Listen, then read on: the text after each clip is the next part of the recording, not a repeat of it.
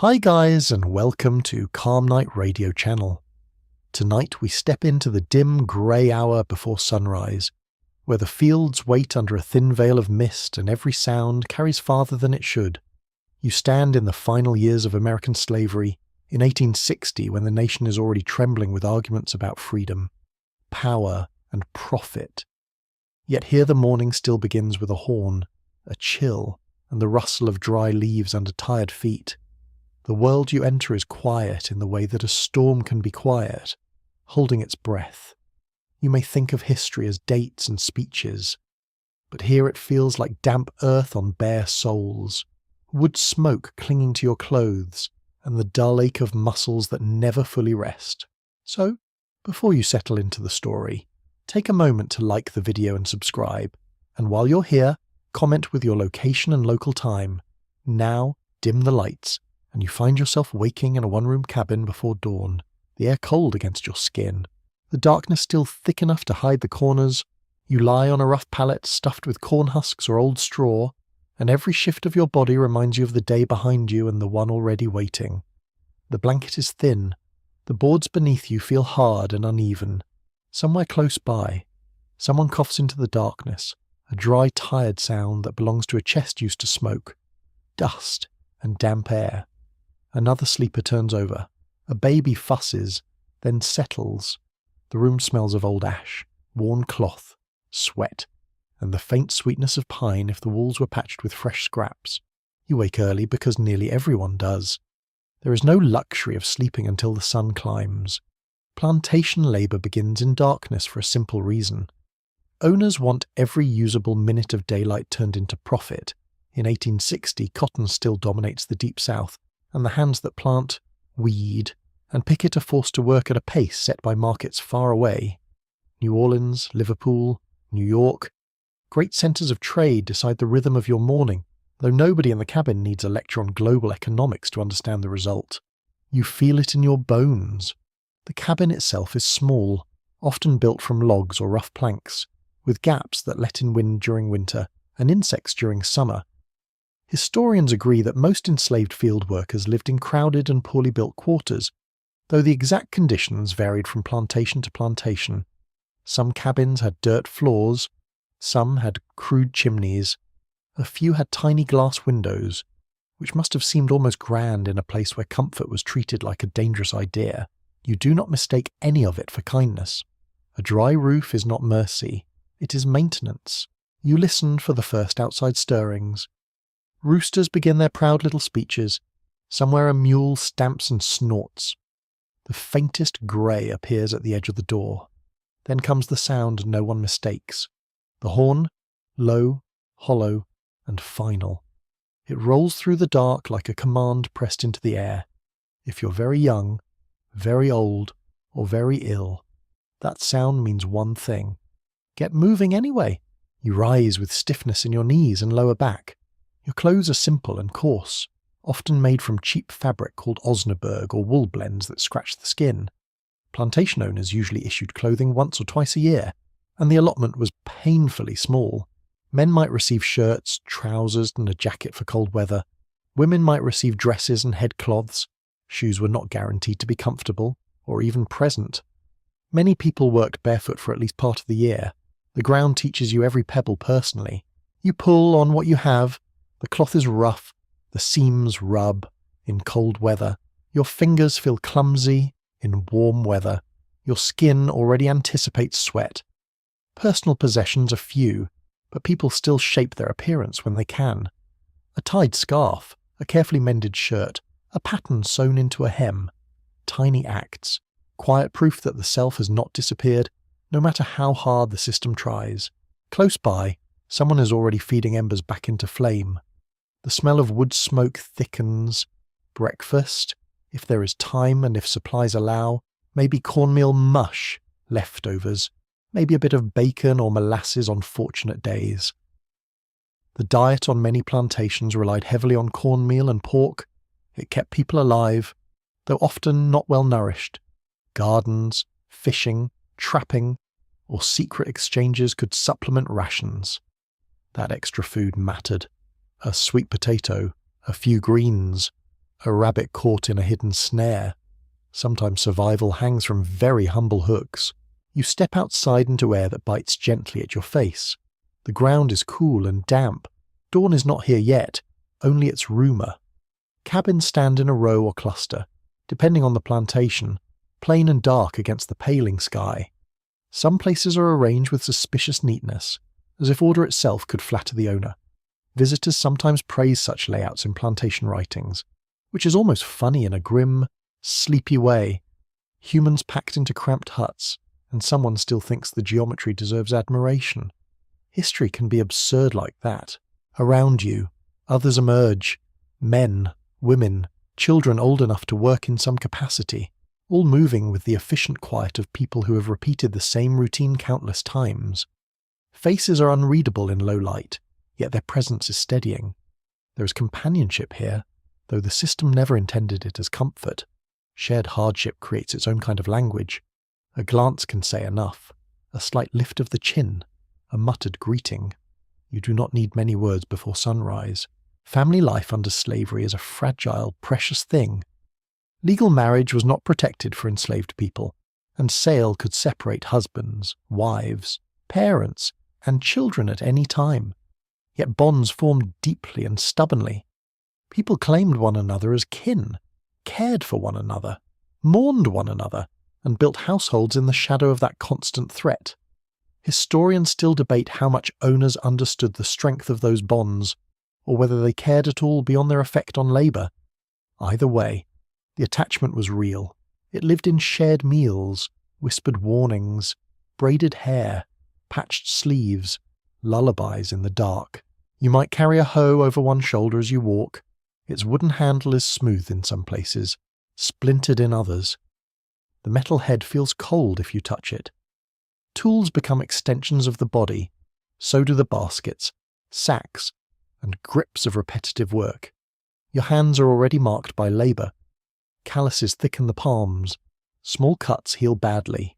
Nails split. Muscles remember motions even when the mind drifts elsewhere for a blessed second. As the line of workers gathers, the plantation world becomes more visible.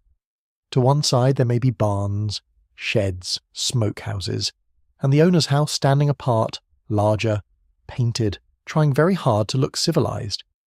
It often sits on a rise, because domination likes a view. The contrast is deliberate. Large porches, white columns, polished windows, below or behind, the labour camp that makes all of it possible. You do not need anyone to explain the message. Space itself is talking. On many plantations, an overseer or driver keeps the early order. The overseer, usually white, enforces quotas and discipline for the owner. The driver, sometimes an enslaved man placed in authority over others, occupies a far more complicated and painful position. That role could bring small privileges, but also deep suspicion and impossible pressure. Human beings are forced into crooked arrangements under slavery, and neat moral sketches often fail to capture the strain. Everyone understands where the real power rests. The sky softens from black to charcoal to bruised blue. Birds begin in hesitant notes, then commit to the morning. The fields appear slowly, row after row, stretching farther than they seemed in darkness. Cotton fields in bloom can look strangely beautiful from a distance, pale against green, almost cloud-like. Beauty does not make the labour gentler. It simply proves that ugly systems often wear attractive surfaces. Nature, inconveniently, keeps being lovely anyway. You walk toward the day's work and feel the earth changing beneath your feet. Near the cabins it is packed hard. Closer to the fields it grows softer, looser, with dew caught on grass and weeds. The hem of your clothes picks up moisture. There is a smell of wet soil, crushed plants, and the faint sourness of animals from nearby yards. In a few hours the air may turn hot and thick, but now it holds a cool edge that disappears too quickly. The labour waiting for you depends on season and crop. In cotton country, spring means planting and careful hoeing. Summer demands weeding and endless maintenance. Fall brings picking, the famous back-breaking harvest that built fortunes while grinding fingers raw. In sugar regions, work follows a brutal calendar of cutting and processing. In rice districts, the wetlands carry their own exhausting hazards, with water, insects, and disease shaping daily life. There is no universal plantation day, though all versions share one core fact: your body is not considered your own. There are also moments, small and often hidden, where that ownership is quietly resisted. People slow slightly when they can. They protect one another when possible. They pass news in fragments. They sing in layered meanings. One old story tells of seeds carried in hair, hidden for future gardens. Historians question how widespread that practice truly was in North America, but the persistence of the tale says something important. People remembered survival not only as endurance, but as ingenuity. You keep living by finding a place to tuck hope as the first light reaches faces around you. Individuality emerges. A woman with a red headcloth tied firmly against the breeze, a man with shoulders bent from years of cutting and lifting, a child carrying water with solemn concentration, an older worker whose pace is slower but whose eyes miss nothing. Slavery loves numbers, inventories, and categories. Real life keeps interrupting with people. The horn is no longer needed now. The plantation is awake. Somewhere near the main house, a door shuts. A dog barks once. Harness chains clink. A wagon wheel creaks. Sound travels cleanly in morning air. You hear it all while standing in line, waiting for movement, instruction, the first stroke of labour. The stillness feels thin, almost brittle. Then the work begins. You step into the rows. The plants brush your legs. Damp leaves leave cold marks against the fabric. Your breath fogs faintly if the morning is cool enough. Hands reach down, lift, pull, clear, repeat. Motion settles into rhythm with shocking speed, as though the body has surrendered before the mind finishes waking. This is one of slavery's cruelest tricks. Repetition makes the unnatural feel ordinary. Yet even here, the mind does not disappear. It wanders. It notices. It keeps count. You mark the quality of the soil, the slant of the light, the stiffness in your wrist. You hear someone humming low, not enough to draw attention, just enough to make the air less empty. Song on plantation served many purposes, from coordination to spiritual comfort to hidden communication. Outsiders often romanticized it, hearing melody and imagining contentment. That misunderstanding was convenient, of course. A man in a fine coat hears singing and decides suffering must be musical. Sleepy logic, very elegant, completely wrong. The sun rises further. Warmth starts to spread across your shoulders. Mist lifts from the field in thin ribbons. The day is truly underway now, and the final years of slavery still feel, from where you stand, like an endless present. No grand speech reaches this row at dawn. No newspaper headline bends to the dirt beside you. What you know first is labour, cold, hunger, company, and the sound of the land waking around you. And in that early hour, with the soil dark under your hands and the sky opening slowly overhead, you understand something history books sometimes smooth over. Slavery in 1860 is not only a national crisis argued in courts and legislatures, it is this exact morning, this cabin smoke, this rough cloth, this line of workers under the paling sky, this human life constrained and yet still undeniably alive, stubborn as roots under hard ground, waiting for the sun because the sun comes whether anyone grants permission or not. By the time the sun fully clears the horizon, the softness of dawn is gone, and the plantation shows its real shape. What seemed quiet in dim light now turns practical, controlled, and exposed.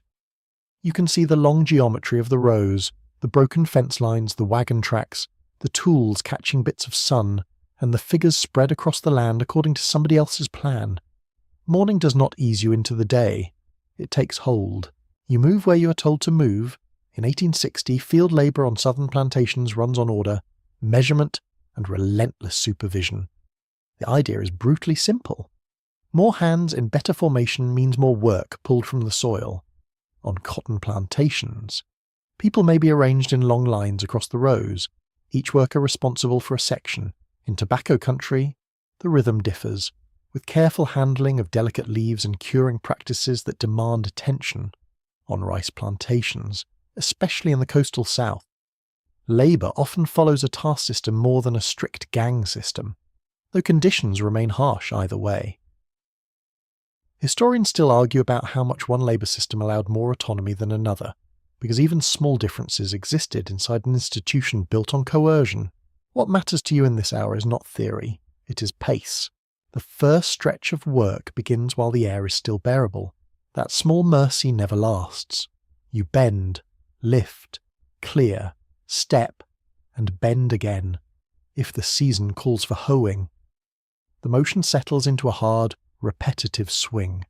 The tool cuts through weeds and crusted dirt, then lifts, then drops again. The handle rubs your palms in the same spots. If the crop is cotton and the plants are growing, your task may be to clear the rows, protect the roots, and keep the field neat enough to please the overseer's eye. Neatness becomes a strange moral category on plantations. A straight row suggests discipline. A missed patch of weeds becomes evidence of laziness, at least in the language of power. You hear the little sounds first: metal against stone, dry stalks snapping, shoes scraping, breathing. A cough swallowed into a sleeve, the low murmur of instructions moving along the line, then the larger sounds take over. Wagon wheels grind somewhere beyond the field. Mules strain into harness with a deep, irritated snort. Birds rise from the edge of the trees when someone shouts. The plantation is never silent once the day begins. It hums, clanks, scrapes, and orders itself into motion. The work line has its own social map. Stronger workers may be pushed into the hardest positions. Young children might carry water, pick up debris, scare birds, or do lighter labour until they are judged old enough for more. Older workers remain useful as long as they can move, mend, carry, cook, watch children, or perform tasks that age and injury have not yet taken away. Enslaved women labour in the fields beside men in many places, then face domestic responsibilities after the main workday. Slavery does not admire boundaries when there is effort to be extracted. It simply widens the demand. The sun climbs fast now. You feel the dampness leaving the earth and rising into the air. Heat begins at the shoulders and settles along the neck. Sweat moves down your spine beneath rough cloth. Dust lifts from each step and clings to your ankles. The smell of the field changes as the morning warms. Wet soil gives way to something drier and sharper. A mix of crushed leaves, heated dirt, mule sweat, and the faint bitterness of green plants cut open by tools. An overseer on horseback makes an unforgettable picture, though not for reasons any painter should admire. He moves along the edge of the field with the casual authority of a man who believes surveillance is a form of management. He watches posture, speed, spacing, and output. Sometimes he calls out names, sometimes he does not need to. A pause too long, a motion too slow, and attention swings in your direction. Enslaved drivers, where used, may push the pace from inside the work gang, caught between the demands above them and the resentment around them. The role is a moral knot forced by violence. It is easier for later generations to judge than to inhabit. You learn quickly that time itself is treated like property. There is a proper speed for every task, though nobody performing it had any say in setting that measure. In cotton regions, an owner might expect a certain acreage hoed in a day, or a certain weight picked in season. Some plantations kept written records of output, illnesses, punishments, births, deaths, and rations with chilly precision. Ledger books can look neat enough to soothe a clerk, which is one of history's darker jokes. The pages lie there in good penmanship while the real story lived in aching limbs and stolen lives. Some workers find ways to judge the hour without a clock. They note the angle of a light on a distant tree line. They watch the shrink of shadows near the row. They feel the heat deepen and know what part of morning it must be. It is ordinary knowledge, but hard-earned. A day of forced labour teaches you to read weather, light, and terrain with the concentration of a sailor. Survival turns observation into instinct. You do not speak freely in the field, but speech does happen. A warning passed low, a question that sounds harmless, a joke so dry it almost vanishes before it lands. Humour survives in difficult places because it can slip through cracks. Someone mutters that the mule gets treated better than half the line because at least the mule is expensive. It is a dangerous joke. It is also not entirely false. You keep your face still. Food from early morning fades quickly from the body. Hunger returns as labour intensifies. The stomach hollows out, then tightens, then grows quiet in a way that can feel almost peaceful if you forget what causes it. Some plantations break for a short midday meal, often carried to the fields or eaten quickly near the work area. In certain places, workers return briefly to their quarters. The quality and timing vary, but no version turns the day gentle. Cornbread, bacon grease, cold mush. Perhaps a few vegetables if a private patch produced well, enough to continue, rarely enough to satisfy. As the line advances, the field seems endless. Rows have a way of multiplying in the eye. You finish one stretch, look up, and there are more, always more, the perspective narrowing toward a horizon that never feels closer. It can create a dreamlike exhaustion, as if the land itself is testing whether you can be turned into part of its machinery. Yet the natural world keeps interrupting that grim design. Dragonflies flash over ditches, a hawk circles above the far trees, tiny frogs leap away from damp places, insects hum at the edges. Beauty slips in without asking permission. There are practical dangers beyond punishment. Heat illness builds quietly, cuts from tools can become infected, snake bites, insect swarms, and untreated injuries shadow the work. On some plantations, disease thrives in low wetlands and poorly drained ground. Malaria, dysentery, respiratory illness, and skin infections can move through a labour force with frightening ease. Medical care, when offered, is often inadequate and guided by the owner's interest in preserving labour value rather than relieving suffering. There were enslaved healers and midwives whose knowledge mattered enormously, using herbs, poultices, roots, and methods drawn from African traditions, native practices, and local experimentation. Their skill carried families through what formal medicine ignored. The field also has a sensory monotony that wears at the mind. The same colour repeated for acres, the same stooping motion, the same scrape and thud. Yet within that sameness, people notice details that outsiders would miss. Which patch of ground stays wet longest? Which row hides the most thorny weeds? Which corner catches a breeze? Which overseer tires of watching by late morning? Which tree at the field edge offers the briefest strip of shade when the sun tilts? This is the secret map of labour, invisible on plantation plans but alive in memory. Religion moves through the field in unusual ways, a whispered line from a hymn, a phrase repeated under the breath, a private prayer attached to each swing of the hoe. Christianity among enslaved people often blended with older spiritual traditions and local custom, creating faith practices rich with meaning and resilience. Owners sometimes encouraged certain forms of religion, especially sermons about obedience, while fearing gatherings they could not supervise. That fear was not foolish. A faith that tells people they are human under God can become dangerous to anyone profiting from their degradation. Not all resistance is dramatic. Some of it is microscopic. A tool misplaced for a minute too long. A pace slowed just enough to save strength. Feigned confusion. Protection of a pregnant woman by shifting part of her work. Covering for someone ill. Preserving seeds. Passing news. Learning letters in secret where possible. These acts do not overthrow the system in one shining gesture. They make life possible inside it. That matters. Historians remain uncertain about the exact scale of literacy among enslaved field workers in 1860, because records are incomplete and often filtered through hostile eyes. Laws in many southern states restricted teaching enslaved people to read and write, especially after rebellions frightened white authorities. Still, literacy existed. Some learned from white children, some from free black people, some from preachers, some by piecing together scraps in secret.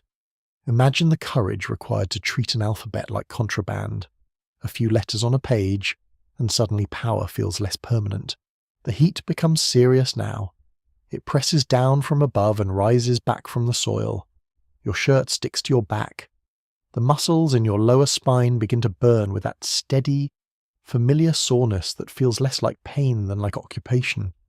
The body is inhabited by fatigue, hands blackened with soil, grip and release, grip and release. At moments the work becomes so repetitive that thought loosens and drifts. Then a shout cuts through, and every nerve returns at once. Fieldwork in slavery is often described in numbers, acres, pounds, hours. Those matter, but they flatten the emotional weather of the day. The truer experience includes suspense, not constant terror, though terror is certainly present. It includes anticipation, calculation, caution, irritation, hunger, boredom, sharp flashes of amusement, bursts of anger swallowed quickly, and the steady pressure of being seen as labour first and person second. You carry all that while standing in the sun and pretending your strength is limitless. Near midday the light grows almost white. Shadows shorten under feet and tools. Faces shine with sweat. Dust clings to skin in pale streaks. Someone straightens too suddenly and places both hands on aching hips for one forbidden second. Another worker glances over and returns to the row without a word. There is care in that glance. Care can be very quiet. A curious little detail from plantation accounts appears sometimes in diaries and recollections. Owners and visitors often praise productive workers using the language reserved for animals or fine equipment. Strong, steady, reliable, good stock, good breeding. The words reveal more than intended. A person who has to compare a human being to livestock has already confessed the poverty of his own moral imagination. You do not need a philosophy lecture to detect the insult. It hangs in the air whenever someone evaluates a body by output alone. Still the line keeps moving. The field narrows behind you and stretches ahead. Sweat stings your eyes. The sun lays its full hand on the land. Somewhere beyond the rows, dinner for the big house may already be planned, silver polished, curtains opened. Someone remarking on the weather as if the weather were only a conversational accessory. Out here it is a force, a ruler, a burden, a thing you endure with no option to step away. And so the morning becomes work in its purest plantation form. Organised, watched, measured, unromantic. No soft haze remains, no dawn gentleness survives. What stands in its place is the machinery of slavery operating under clear daylight, with human bodies moving inside it, stubbornly human still, even as the system tries every hour to reduce them to motion, yield, and obedience. By late morning, the field stops feeling like a place and starts feeling like a condition. The land surrounds you so completely that it seems to enter your body through the feet, the lungs, the eyes, and the hands. You no longer notice each separate plant. You notice texture, resistance, weight, and distance. Work becomes physical thought. The earth tells you what it wants, and your body answers because it must. Your hands do the closest labour. They meet every stem, every clod of soil, every burr, every hidden thorn. In a cotton field, the plants can seem harmless from a distance, even delicate in their pale bloom. But up close they are prickly and stubborn. The bolls, once open, catch against fingers and scrape the skin. If the season is for hoeing rather than picking, the handle still bites into the palm in the same few places until the skin thickens again. Calluses are not a sign of comfort. They are armour grown under pressure. You grip the tool and feel its history. The wooden shaft is worn smooth where other hands have held it for years. Maybe your own grip has polished part of it. Maybe a father held it. Maybe a stranger sold away long ago. Objects on a plantation gather memory because people are not allowed to keep much else. A tin cup, a patched sack, a hoe handle shaped by sweat. These things remain when easier forms of inheritance are denied. The work itself demands precision that outsiders often ignored. Plantation owners like to imagine field labour as simple brute force, as if any body could be dropped into the rows and made productive by threat alone. Reality was more complicated. Good hoeing required rhythm and control. Planting required spacing and timing. Picking cotton required speed without wasting fibre or damaging the plant. Tobacco demanded careful handling because bruised leaves lost value. Sugarcane cutting required force and a practiced angle. Rice cultivation involved intimate knowledge of water levels, mud, drainage, and season. The labour was skilled even when the people performing it were denied the dignity of that word. That denial shaped everything. A white visitor could stand at the edge of a field, watch workers move with astonishing competence, and still describe them as lazy or childlike if productivity fell below expectation. It was one of slavery's favourite tricks. Demand expertise, refuse respect, profit from intelligence. Deny intelligence exists. The logic would be funny if it were not nailed to such suffering. The sun is high enough now to flatten the field with heat. The row reflects light upward, and the leaves seem brighter than they did an hour ago. You squint into the glare. Sweat drips from your chin to the dust. The air carries the smell of hot green plants, disturbed roots, and your own labour. There is also the faint mineral scent of dry soil broken open again and again. Touch and smell begin to blur. Dirt settles on skin until it feels less like something on you than part of you. You become aware of your posture in pieces. Neck bent forward, shoulders rounded, lower back tight as twisted rope, knees flexing and straightening in a miserly little dance, wrists taking each impact, fingers opening and closing around wood or stalk or sack. Work in the fields breaks the body not only through dramatic injury but through endless repetition. 1,000 small strains collect inside you like hidden stones. By evening they will all report for duty at once. Some plantations push workers in gangs, all moving together under direct supervision. The pace is set by the strongest or by the one most forced into that role. Others use tasks measured by acreage or volume, especially in some rice areas, where a day's assignment may be defined more specifically. Scholars continue to debate the degree of flexibility within these systems, but neither should be mistaken for freedom. A chain can be attached to a clock or to a quota. It remains a chain. Near you! Another worker pauses only long enough to wipe sweat with the back of a hand. The gesture is swift and practiced. Nobody wastes motion when motion is already being taken from them. A woman shifts the weight of the sack against her hip and keeps moving. A young man clears a patch of stubborn weeds with quick, angry cuts. An older worker leans into each stroke more carefully, conserving strength through economy rather than force. The field teaches style, not artistic style, perhaps, though there is a kind of technique in it, a personal way of surviving one more hour. You hear humming again, not loud enough to be called singing, just sound shaped gently into a line. Music in the fields was not constant, and it was not always welcome from those who held power, but it lived there all the same. Sometimes a song set a rhythm, sometimes it eased silence, sometimes it carried double meaning. A line about crossing water might be spiritual hope, or memory, or coded longing, or simply a line about crossing water. Historians are careful here because later generations have often over-explained every lyric. Not every song was a secret map. Some were prayers, some were sorrow. Some were a way to make breath feel useful. Breath matters. In heat like this, breathing becomes part of labour, short enough to keep moving, deep enough to keep strength from vanishing. The chest rises with effort, and dust rides into the lungs. Years of this leave marks. Many formerly enslaved people later described chronic pain, weakness, and exhaustion lasting long after emancipation. The body kept records even when courts and lawmakers refused. The soil under your feet changes from row to row. One stretch is loose and powdery, another packed hard by wagon traffic or last week's rain. Some patches hide roots that catch the hoe and jolt the arms. Others crumble easily, almost kindly. The kindness from dirt can never be trusted for long. You learn to read colour and feel, darker ground, heavier moisture, pale dust, harder work ahead. The field has moods. There is a small creature life to it as well. Ants erupt angrily when a nest is broken open. Beetles shine like tiny polished stones before disappearing under leaves. Grasshoppers spring from the path at every step. In wetter ground there may be frogs, dragonflies, and the buzzing swarm of insects that treat every human body as an opportunity. Mosquitoes in some regions were not merely annoying, but deadly, carrying disease through labour camps and swampy plantations. A man can survive the overseer's eye and still be laid low by a bite no one sees. At some point near midday, hunger returns with more insistence.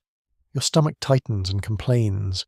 The body wants fuel for the energy being spent, but slavery's arithmetic is not generous. Rations were usually planned for minimum cost rather than health. Cornmeal, salt pork, molasses, perhaps some vegetables. On better managed plantations, there might be more regular distribution, but even there nutrition was often poor.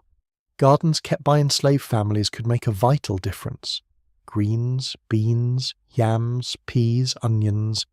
Small plots sometimes offered not just food but dignity.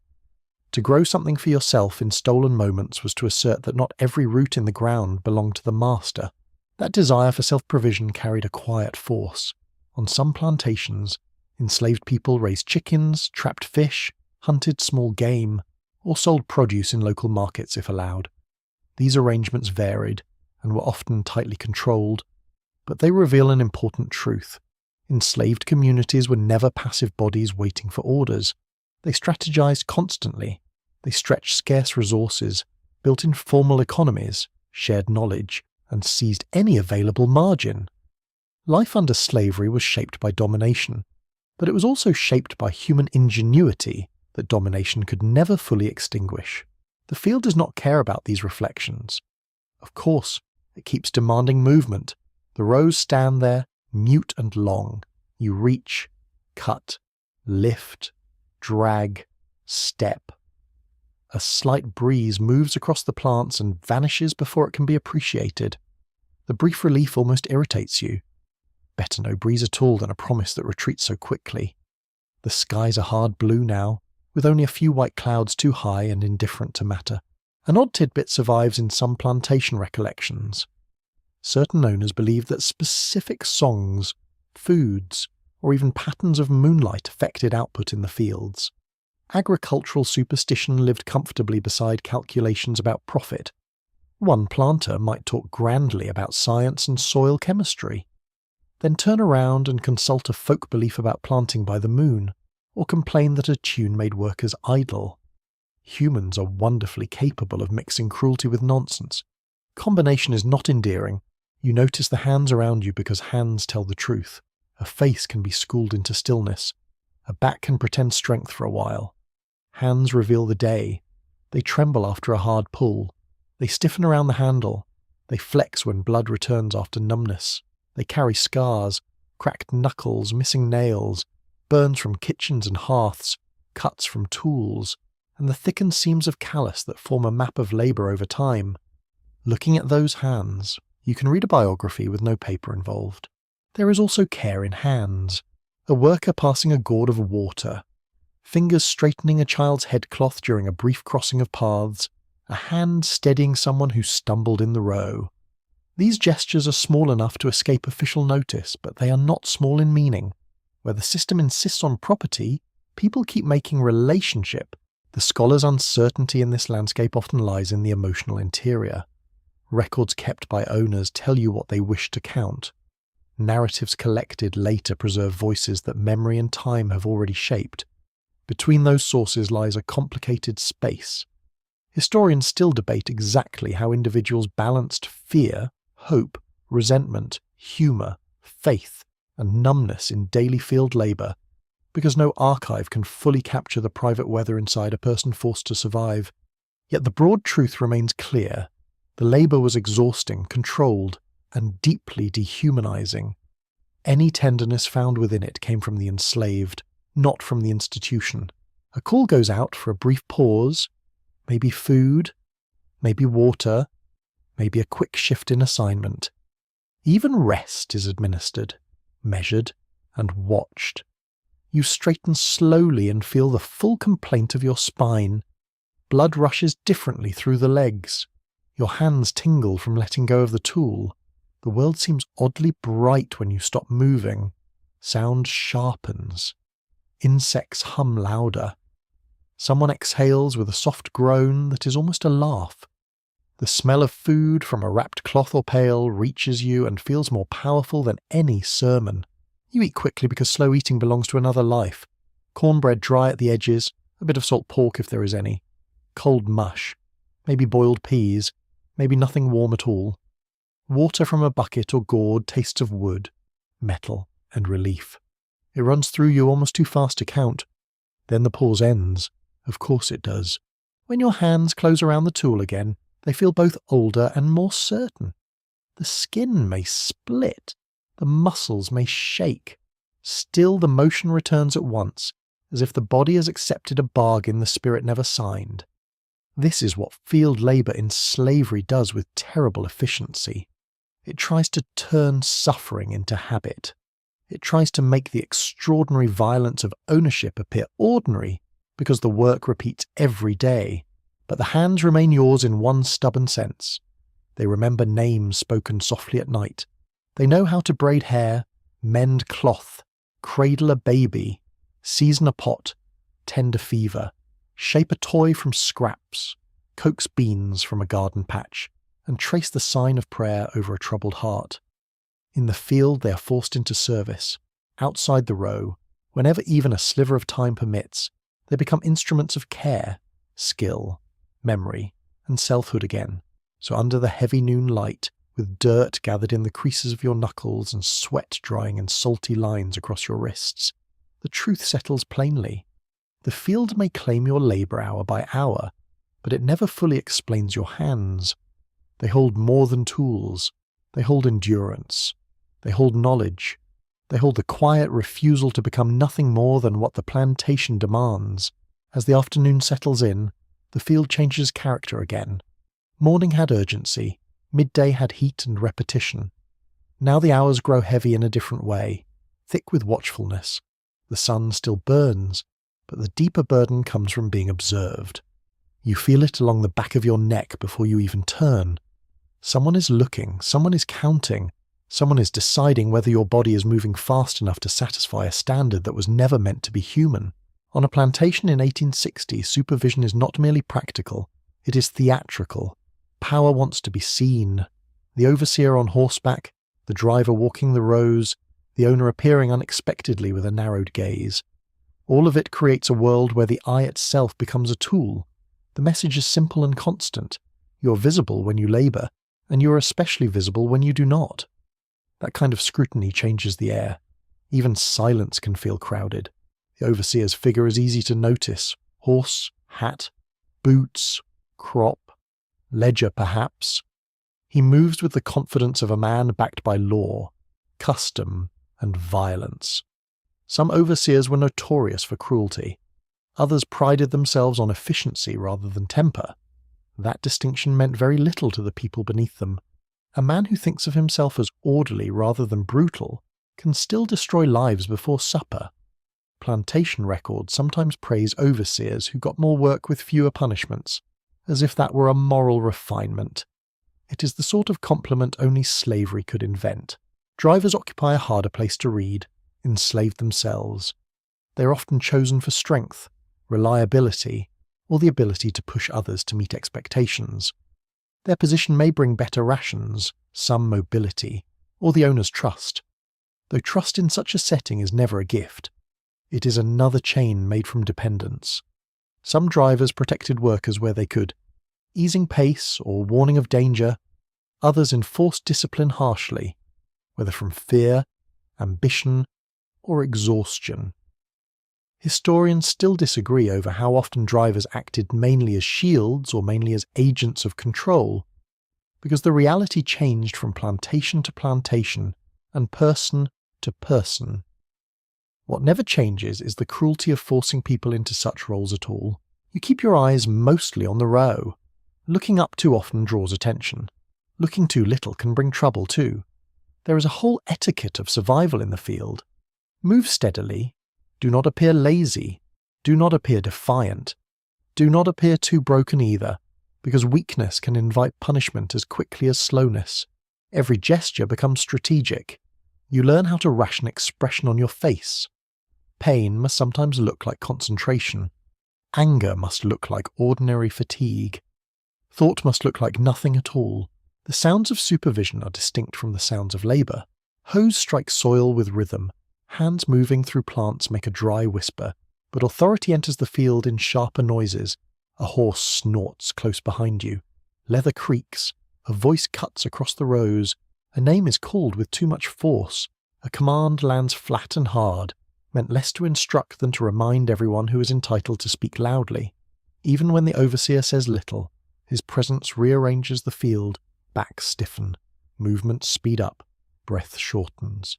It would be comforting to imagine that constant control always produced submission. History is rarely that tidy.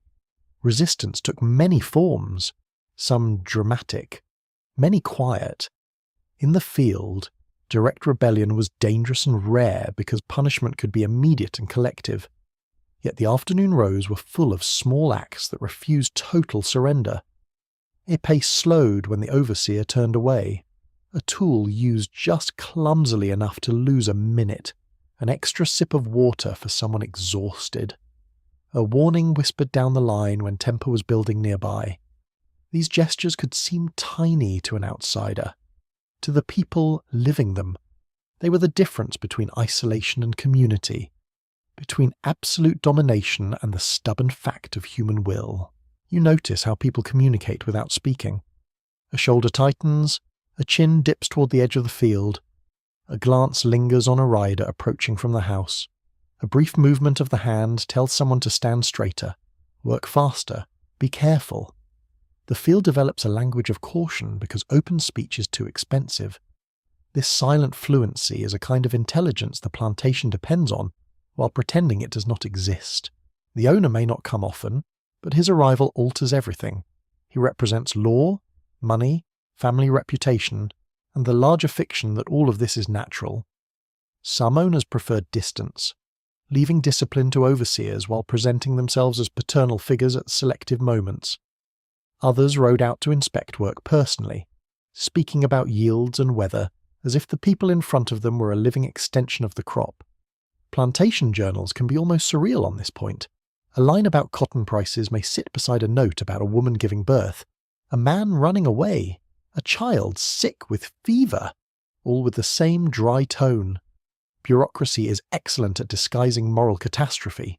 Afternoon heat amplifies emotion. Tempers fray more quickly. Muscles tremble from accumulated strain. Dust coats the throat until even swallowing feels laborious. In that state, supervision becomes more than irritating. It becomes invasive. You're tired enough to want one unmeasured minute, one thought that belongs only to you, one patch of shade without a demand attached. Instead, the eye returns, the voice returns, the count resumes. Punishment hangs in the background even when it is not visible. On some plantations, whipping remained the common instrument of discipline. On others, owners used confinement, withholding of food, threats of sale, or physical humiliation. The fear of being sold away from family could be as powerful as any immediate violence. Sale was not merely a transaction. It was a tearing apart of relationships, memory, and place. The domestic slave trade had moved hundreds of thousands of enslaved people from the Upper South to the Deep South before 1860, and the threat remained vivid in the minds of those working the fields. One bad encounter with authority could seem to open that abyss under your feet. You do not need punishment to fall every hour for discipline to work. The possibility is enough. That is how systems of terror conserve energy. They teach the body to anticipate pain and move accordingly. In the afternoon row, anticipation does almost as much labor as the whip ever did. Yet anticipation works both ways. The people in the field also anticipate authority. They learn moods. They notice habits. They know which overseer grows lax in intense heat, which one is worse when the owner is nearby, which one drinks, which one likes praise from visitors and behaves differently when observed. Such knowledge is practical. It lets people adjust the smallest margins of survival. A field worker may know more about the emotional weather of white power than any politician delivering speeches about slavery in distant halls. Those speeches matter. Here, a raised eyebrow matters too. There were also moments when owners feared the very people they claimed to control. That fear sharpened after revolts and alleged conspiracies in earlier decades. Southern newspapers and planter conversations carried stories of rebellion. Some exaggerated, some very real, all feeding anxiety. Enslaved people were searched, watched, questioned, and restricted, partly because slaveholders knew, at some level, that rule by force is never secure. The confidence of the master class often hid a tremor underneath, a society that must police songs, prayer meetings, travel passes, literacy, and gatherings is not a society at ease. A curious detail from plantation life shows just how nervous white authority could be. In some places, as owners grew suspicious of ordinary objects if they believed those items might aid escape or communication. A walking stick, a scrap of paper, a map-like drawing in the dirt, even a meeting for worship could be treated as dangerous under the wrong mood. Power that is built on theft eventually starts seeing threat everywhere. Sometimes it is correct. You work under this atmosphere and try to keep your body from betraying your mind. The sun presses down, the field shimmers at the far edge, insects move lazily over the plants, sweat dries and returns, a horse circles, a command comes, someone stumbles, recovers, and keeps moving. No one wants the line to stop. There is a special cruelty in how slavery treated fatigue. Tiredness was interpreted as a moral failing rather than a physical fact. If you slowed after hours of stooping in brutal heat, the problem was said to be laziness. If illness weakened you, it might be called stubbornness. If grief from separation or fear affected your work, that interior world was usually dismissed as irrelevant. Plantation discipline rested on the absurd claim that human limits were excuses. The body, however, refuses such lies. Knees swell, back seize, hands cramp, eyes blur in the light. The real argument continues in flesh. Sometimes a person pushes back more openly. A refusal, an answer spoken too sharply, a glance held longer than safety recommends. These moments are dangerous because they interrupt the script everyone is expected to perform. White authority depends on the appearance of effortless obedience. Any sign that obedience is reluctant or strategic threatens the fantasy. Punishment, then, becomes not only correction, but spectacle. It teaches others the cost of visible dissent. It also reveals how fragile the system feels beneath its swagger. The field community absorbs these tensions together. People watch one another carefully, not only from fear but from concern. A woman near collapse may receive covert help. A younger worker may be steadied by someone more experienced. A person singled out by the overseer becomes, in some subtle way, the burden of the whole row, because everyone must adjust around the danger. Shared labour creates shared vigilance. Religious faith could deepen this endurance. A verse recalled inwardly, a belief that earthly masters did not possess the final word. White preachers often urged obedience from the Bible, but enslaved worshippers found very different meanings in the same text. Moses, Exodus, deliverance, judgment. Those stories carried an electric charge on plantations, not always openly, not always in the same way, but enough that many enslavers worried whenever religion escaped their supervision. Historians continue to explore how spiritual practice shaped daily resistance, since much of it left no formal record. The absence of records does not mean the absence of power. You begin to sense afternoon length not by the clock, but by changes in authority itself. Voices grow rougher, horses tire, even the overseer shifts in the saddle, irritated by heat and boredom.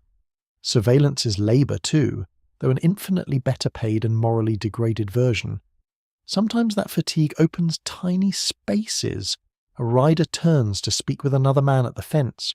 An owner heads back toward the house. Attention loosens. The field does not become free, but the pressure changes shape.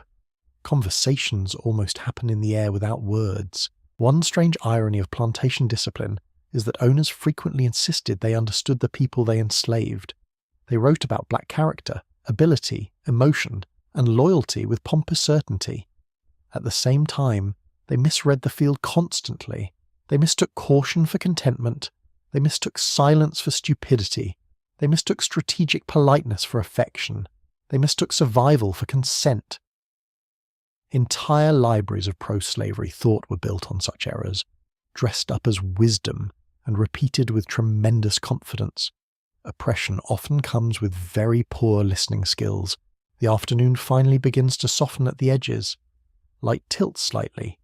The blaze overhead becomes less vertical, though the heat still lingers. Your body notices before your mind does. The shadows lengthen a little. The row looks different. The eye can bear the horizon again. Supervision remains, but it no longer feels fresh. It feels worn, even if no less real. Everyone is carrying the day now, not just the labourers, and in that worn light, one truth stands plainly beside every command and every watchful stare. Authority can measure your output. It can threaten your body. It can interrupt your rest and claim your hours. But it still cannot fully enter the private space where judgment forms.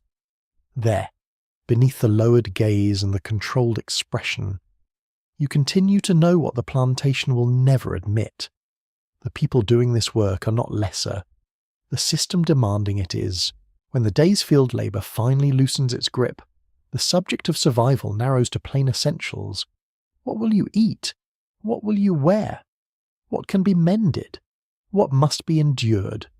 Grand words like politics and economy do not disappear, but they shrink into simple practical questions by the time evening approaches. Hunger is immediate, cold is immediate, a torn shirt is immediate. The plantation may speak in acres and profits, yet your life is often decided by much smaller things. Rations sit at the centre of that reality. On many plantations in 1860, enslaved field workers receive a weekly food allowance built around cornmeal and pork. The exact amount varies, but the logic remains familiar. Give enough calories to keep labour going, and no more than necessary to protect the owner's purse. Cornmeal can be made into mush, ash cakes, pone, hoe cakes, and whatever else necessity invents. Salt pork or bacon provides fat and flavour when available, though often not in generous quantity. Molasses may sweeten the week a little. In some places there are peas, beans, sweet potatoes, greens, or rice. In others, variety feels like a rumour. Rations do not arrive with ceremony. They are distributed as part of the management, much like feed for animals or seed for planting, and the comparison would be unbearable if it were not so accurate. Plantation account books sometimes list food allotments with careful neatness, as though the numbers themselves prove benevolence, a pound of this, a peck of that.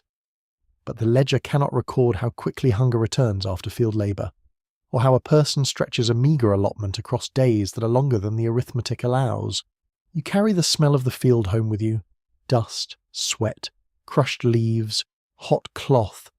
By the time you reach the cooking area, the first thing you notice may be smoke. Wood smoke, thick and slightly sweet if the fuel is green, sharper if it is dry. The smell settles into your hair and clothes. It curls around everything. Cooking fires are practical, but they also create a kind of centre, heat, light, company, labour of another sort. Evening meals are not restful in any luxurious sense, yet they gather people into a different rhythm from the field. Preparing food takes skill, especially when ingredients are limited. Cornmeal can become many things in practised hands. Greens can be made richer with a little grease. Tough cuts can be stretched into stew if there is time and an iron pot.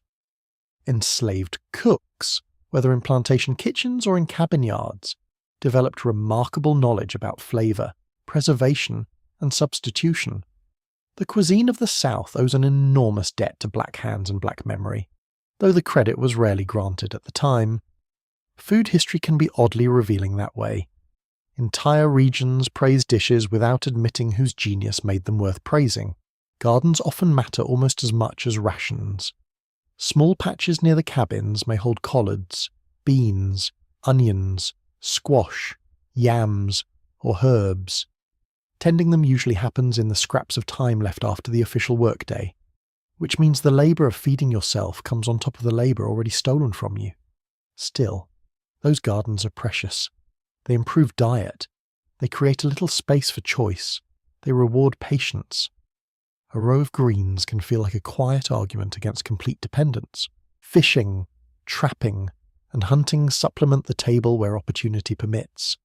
A line set in a creek, a rabbit snared near brush, turtles, birds, or fish brought in by someone who knows the local water and woods well. These extra foods are not guaranteed, and plantation rules may restrict movement, but people use whatever margins they can find. A surprising amount of survival under slavery depends on local knowledge that owners often overlook or underestimate. Knowing where blackberries grow, how to set a trap, how to save seed, how to use the whole animal, how to preserve a bit of meat with salt or smoke. Such knowledge travels through families and communities like a second inheritance. The taste of the meal matters too, even when hunger makes almost anything welcome. Salt can feel luxurious after a day of sweating. Grease lends comfort. A hot mouthful of corn pone eaten with tired hands can calm the body in a way that polished dining never understands. You chew slowly when you can. You savour because there is so little reason not to. The tongue remembers pleasure even under oppression. Perhaps, especially then. Yet food is also a measure of inequality too obvious to ignore. The big house often glows with abundance at the exact hour the quarters make do with scarcity. Roasting meat, fresh bread, pies, coffee, preserves, vegetables from the same land worked by those who taste very little of its fullness. The smells can travel. Imagine the insult. Someone praises prosperity while the people producing it divide small portions by lantern light. No speech about paternal care can survive that contrast without blushing. Clothing tells a similarly harsh story. Plantation-issued garments are usually coarse and practical, chosen for durability and low cost rather than comfort. Men may receive trousers, shirts, and perhaps a jacket for colder months. Women often receive dresses made from rough fabric, along with head coverings or aprons. Children's clothing can be minimal, especially in warm weather. Some young children wore little more than a long shirt until they were older. Shoes might be distributed once or twice a year, if at all, and they are often stiff, ill-fitting, and slow to replace. A pair of bad shoes can feel worse than bare feet after enough blisters. Fabric itself has a personality. Osnaburg scratches. Wool itches. Cheap cotton can rub the skin raw once sweat dries into it. Wet clothes in winter become a private misery that lasts all day. In summer, cloth clings and traps heat. A seam in the wrong place can become a wound by evening. People under slavery knew materials intimately because they wore them to the edge of usefulness. A cuff frays, a knee splits, a hem unravels, a shoe sole peels away. Every weakness has to be considered or patched and coaxed into one more season. Mending becomes essential. Needles, thread, scraps of cloth, patient hands by firelight. A tear is rarely thrown away when it can be repaired. A child's garment may be cut down from an older person's worn shirt. A jacket may receive patches of several different colours until it looks almost like a map of survival. These clothes carry the marks of use, but they also carry evidence of care. Someone noticed. Someone sat down after a long day and decided this sleeve, this seam, this shoe still mattered because the person wearing it mattered. There is also dignity in how people wear what little they have. A head wrap tied carefully, a shirt washed and laid as flat as possible, a bit of ribbon if one can be found, beads, buttons, or a cherished scrap saved for special use. Enslaved people created style under severe limitation, drawing on African traditions, regional habits, and sheer resourcefulness. Plantation owners sometimes mocked adornment as vanity, which is rich coming from a class obsessed with curtains, silverware, and portraiture. But style was never just decoration. It was self-assertion. It was the body saying, "I'm still here." The cabin interior reveals how few possessions most families could claim. A bedstead, if fortunate, more often pallets on the floor, a bench, a stool, a table rough enough to splinter the hand, iron pots, gourds, wooden bowls, perhaps a chest if someone had managed to keep one, a broom made from local materials, blankets patched thin. The room can feel crowded even when nearly empty because so much life is pressed into so little space. Smoke stains climb the walls. The chimney draws badly on some nights. Air moves through cracks you wish were not there. Winter in such quarters is particularly hard. A fire helps only the area close to it. Drafts slide under doors and through chinks in the wall. Damp blankets trap more cold than comfort. Summer offers no real mercy either. Heat swells inside the cabin after sunset. Mosquitoes whine near the ear, sweat never fully dries. The plantation does not provide seasons with any wisdom. It simply leaves you to negotiate them with inadequate tools. Scholars still debate how much material comfort varied across plantations and regions, because the evidence is uneven and often filtered through self-serving descriptions by owners. Some plantations did provide better cabins or more regular clothing allotments, especially when owners saw a well-kept labour force as economically useful. But it is important not to confuse relative difference with justice. A stronger roof over a stolen life is still part of the same crime. Improvement inside bondage does not redeem bondage. One quirky detail from the era appears in scattered accounts. Some owners distributed cast-off garments from the big house to the quarters, producing odd and accidental fashions. A child might wear a sleeve made from old curtain fabric. A man might end up with a faded waistcoat long out of style for white society. A woman might turn a discarded dress into several useful pieces. These leftovers carried class hierarchy into clothing itself, though the final result could be surprisingly inventive. A plantation's rejected finery became somebody else's necessary patchwork. Soap is another bare necessity that reveals a great deal. Washing clothes and bodies requires water, labour, and materials that are not always easy to secure. Lye soap, harsh and plain, might be made in small quantities. Laundry is heavy work involving boiling, scrubbing, wringing, lifting, and drying in whatever weather the week allows. Cleanliness under such conditions is not a matter of elegance. It is a battle against grime, odour, parasites, and illness. When people kept themselves and their children neat despite all obstacles, that effort represented discipline and pride, not the plantation's generosity. Bedding, too, can be deeply uncertain. Cornhusk mattresses flatten, straw shifts, blankets tear, vermin find their way into warm corners. Sleep comes anyway because fatigue overrules discomfort, but sleep is not the same thing as rest. The body lies down without fully recovering. By morning it rises with the memory of every hard surface still tucked into muscle and bone. Children experience these bare necessities in especially sharp ways. They outgrow clothing quickly. They feel hunger intensely. They notice treats and inequalities with painful clarity. Yet they also adapt with astonishing speed, turning scraps into toys, games into lessons, ordinary objects into treasure, a carved doll from a corn cob, a ball twisted from rags, a whistle fashioned from cane. These small inventions appear in recollections again and again. Childhood persists, even where cruelty tries to compress it into labour too soon. What you eat, what you wear, what shelters you, and what little you own all combine into a daily lesson the plantation never stops teaching. Your comfort is not the point. Your survival matters only because it serves somebody else's wealth. But from inside that grim arrangement, you and the people around you keep making choices that reclaim a measure of life. You season poor food with skill, you raise greens in stubborn soil, you patch cloth with care, you scrub children's faces, you save a precious utensil, you treasure a blanket, a bowl, a pair of shoes, a good needle, a strong pot. Necessity sharpens appreciation. By full evening, with firelight touching the cabin walls and the smell of supper lingering in the room, these bare necessities reveal their deeper meaning.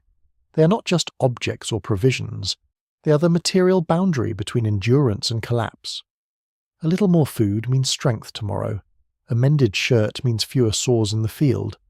A better blanket means a child sleeps warmer through the night. In a system designed to keep life thin and dependent, every humble thing becomes important. And so the hard simplicity of plantation life stands clear. Not dramatic every moment, not theatrical in every hour, just unrelenting in the ordinary ways that wear people down. The meal, the cloth, the roof, the bed, the soap, the shoes. None of them glamorous.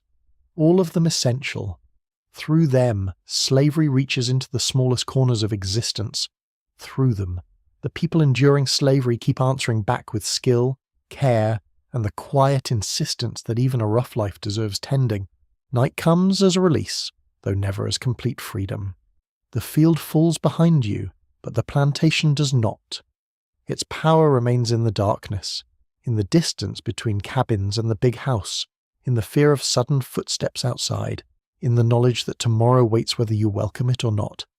Still, evening changes the texture of life. The rays no longer dictate every motion.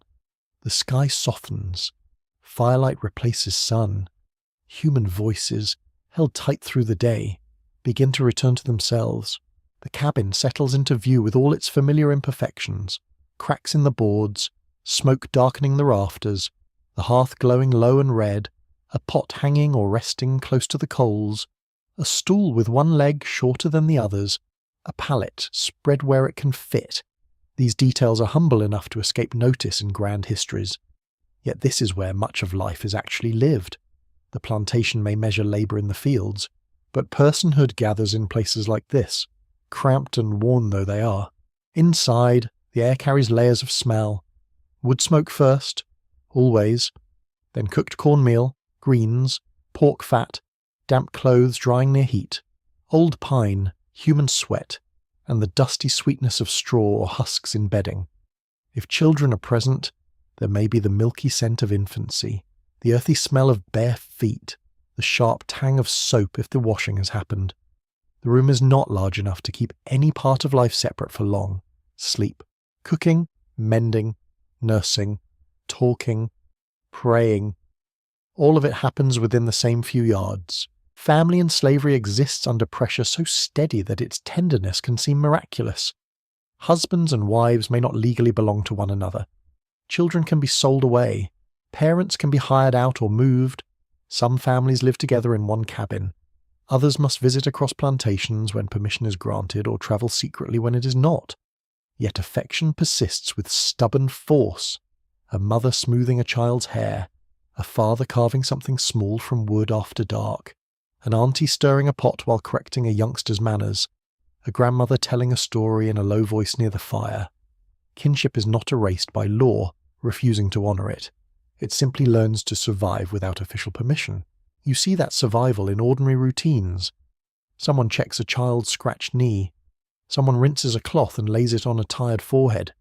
Someone saves the better morsel for an elder whose teeth are failing. Someone untangles hair carefully, patient despite the long day. These acts are easy to overlook because they are small, but they are the architecture of love under pressure, where the system tries to turn people into units of labour. These evening gestures rebuild the person. Nightfall is often when stories emerge. Not formal speeches, not polished performances, but memories shared in pieces. A tale about a trickster who outsmarts the strong by being quicker. A remembered name from another county or another state. A bit of news overheard near the road. A joke about a mule with more sense than its owner.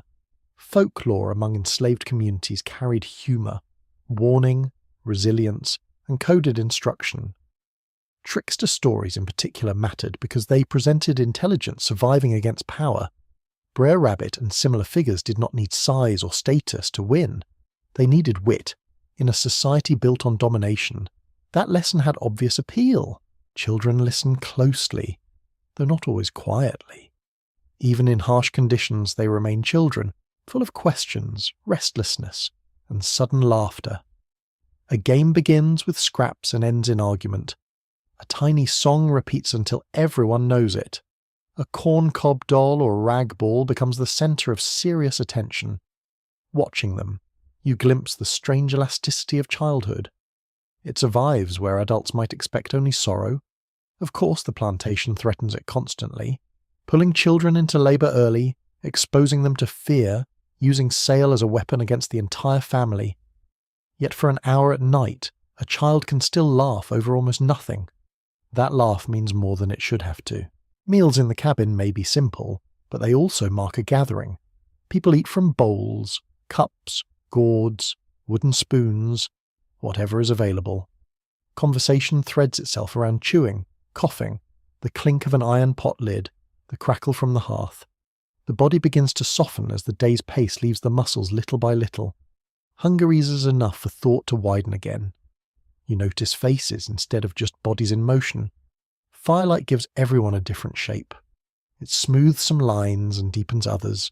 It makes the room feel less poor than daylight does, at least for a while. Night is also when private labour resumes.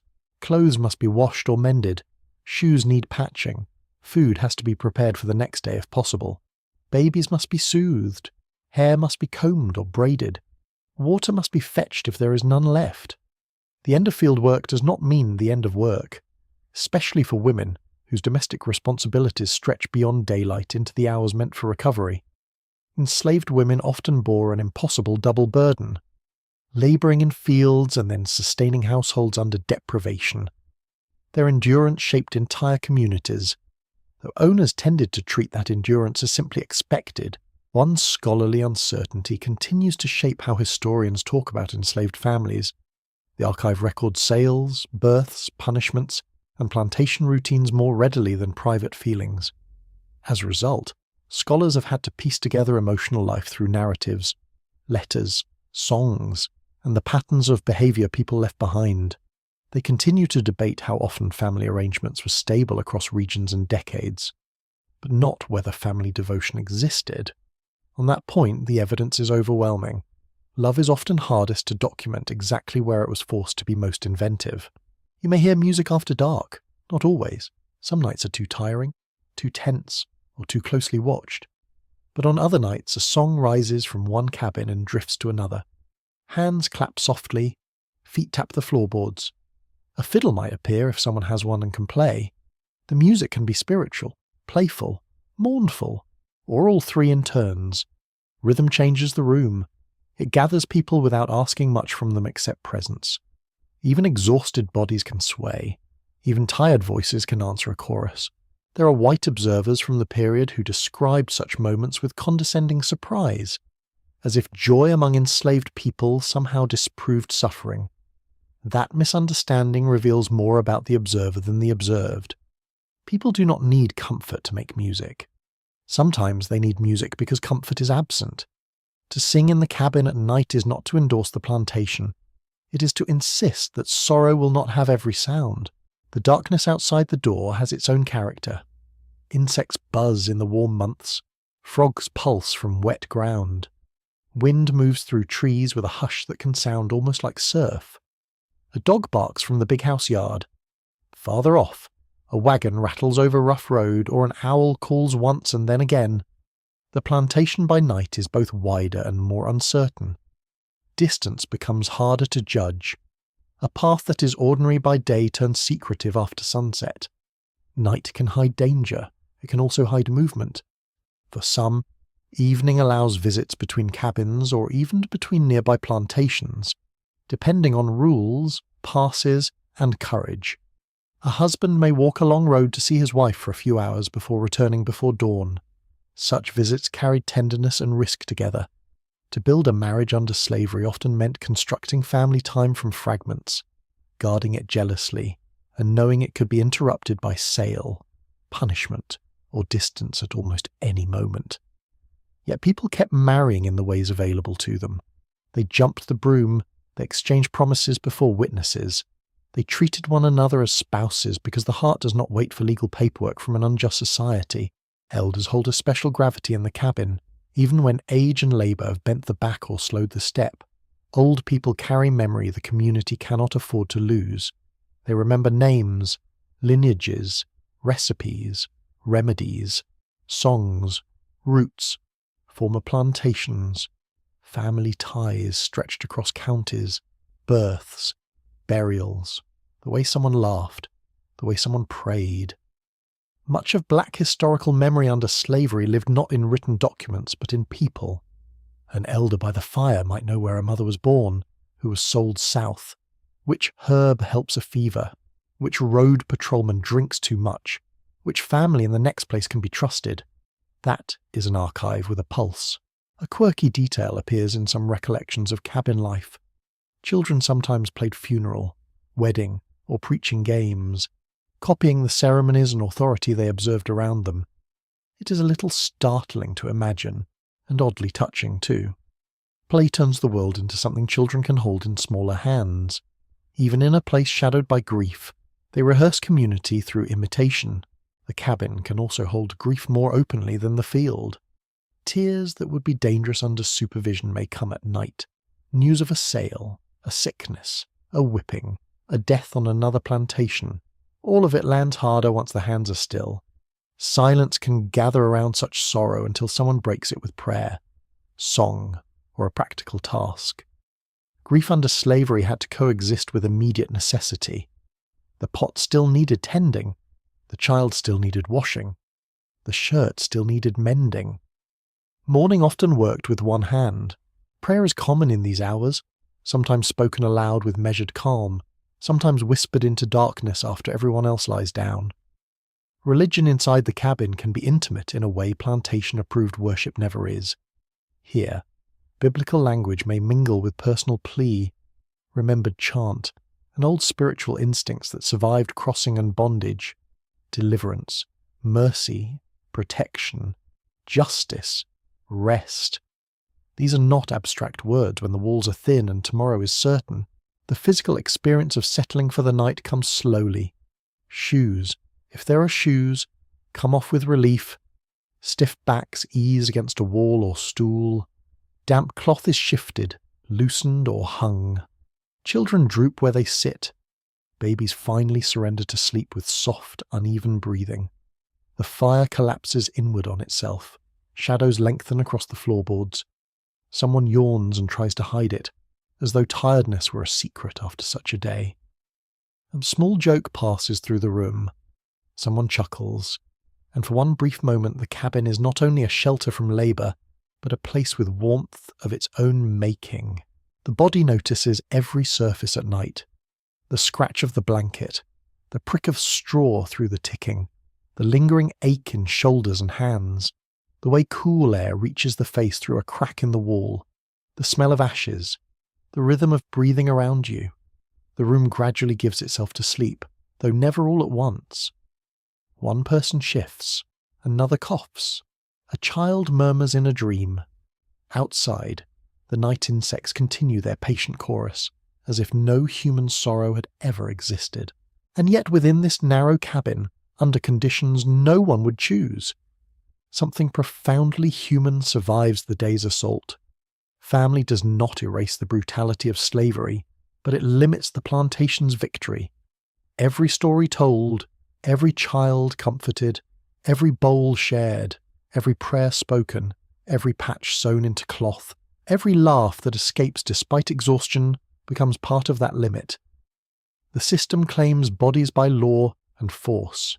It keeps discovering to its irritation that hearts are harder to inventory. So you lie down at last in the close warmth of the cabin, with the sounds of kin around you and the dark settled beyond the door. Nothing about the night is luxurious. The room is too small, the bedding too rough, the future too uncertain. But in the hush that follows the last low voice and the last movement near the hearth, you feel the one thing the plantation never intended to nourish. A home, fragile and unfinished, yet real enough to carry you through the dark. Some nights do not end in silence.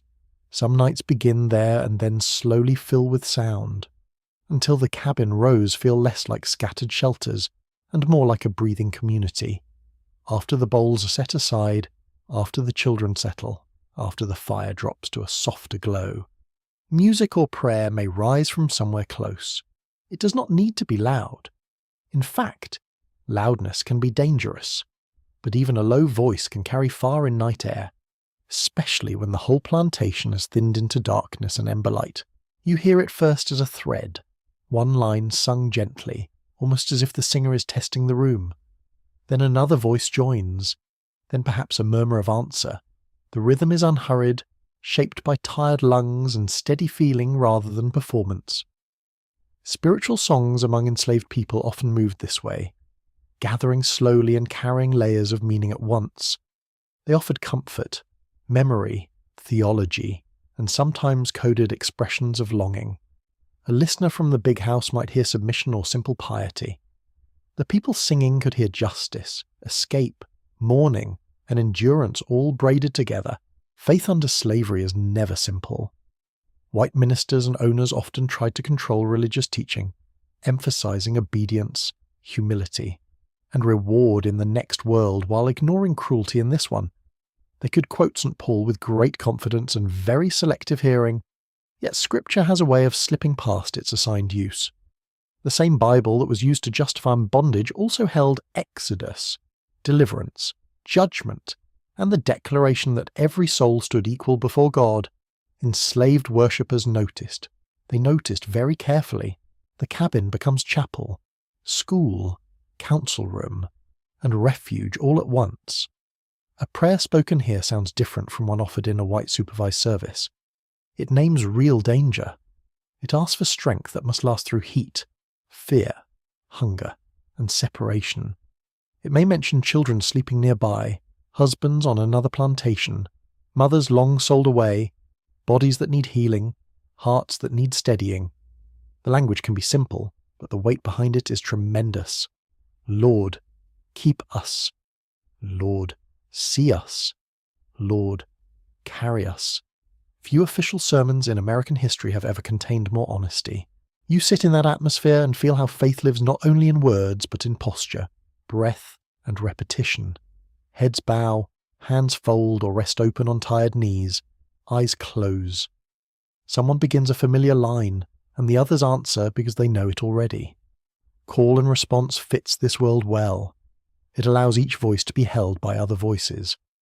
No one has to carry the whole song alone.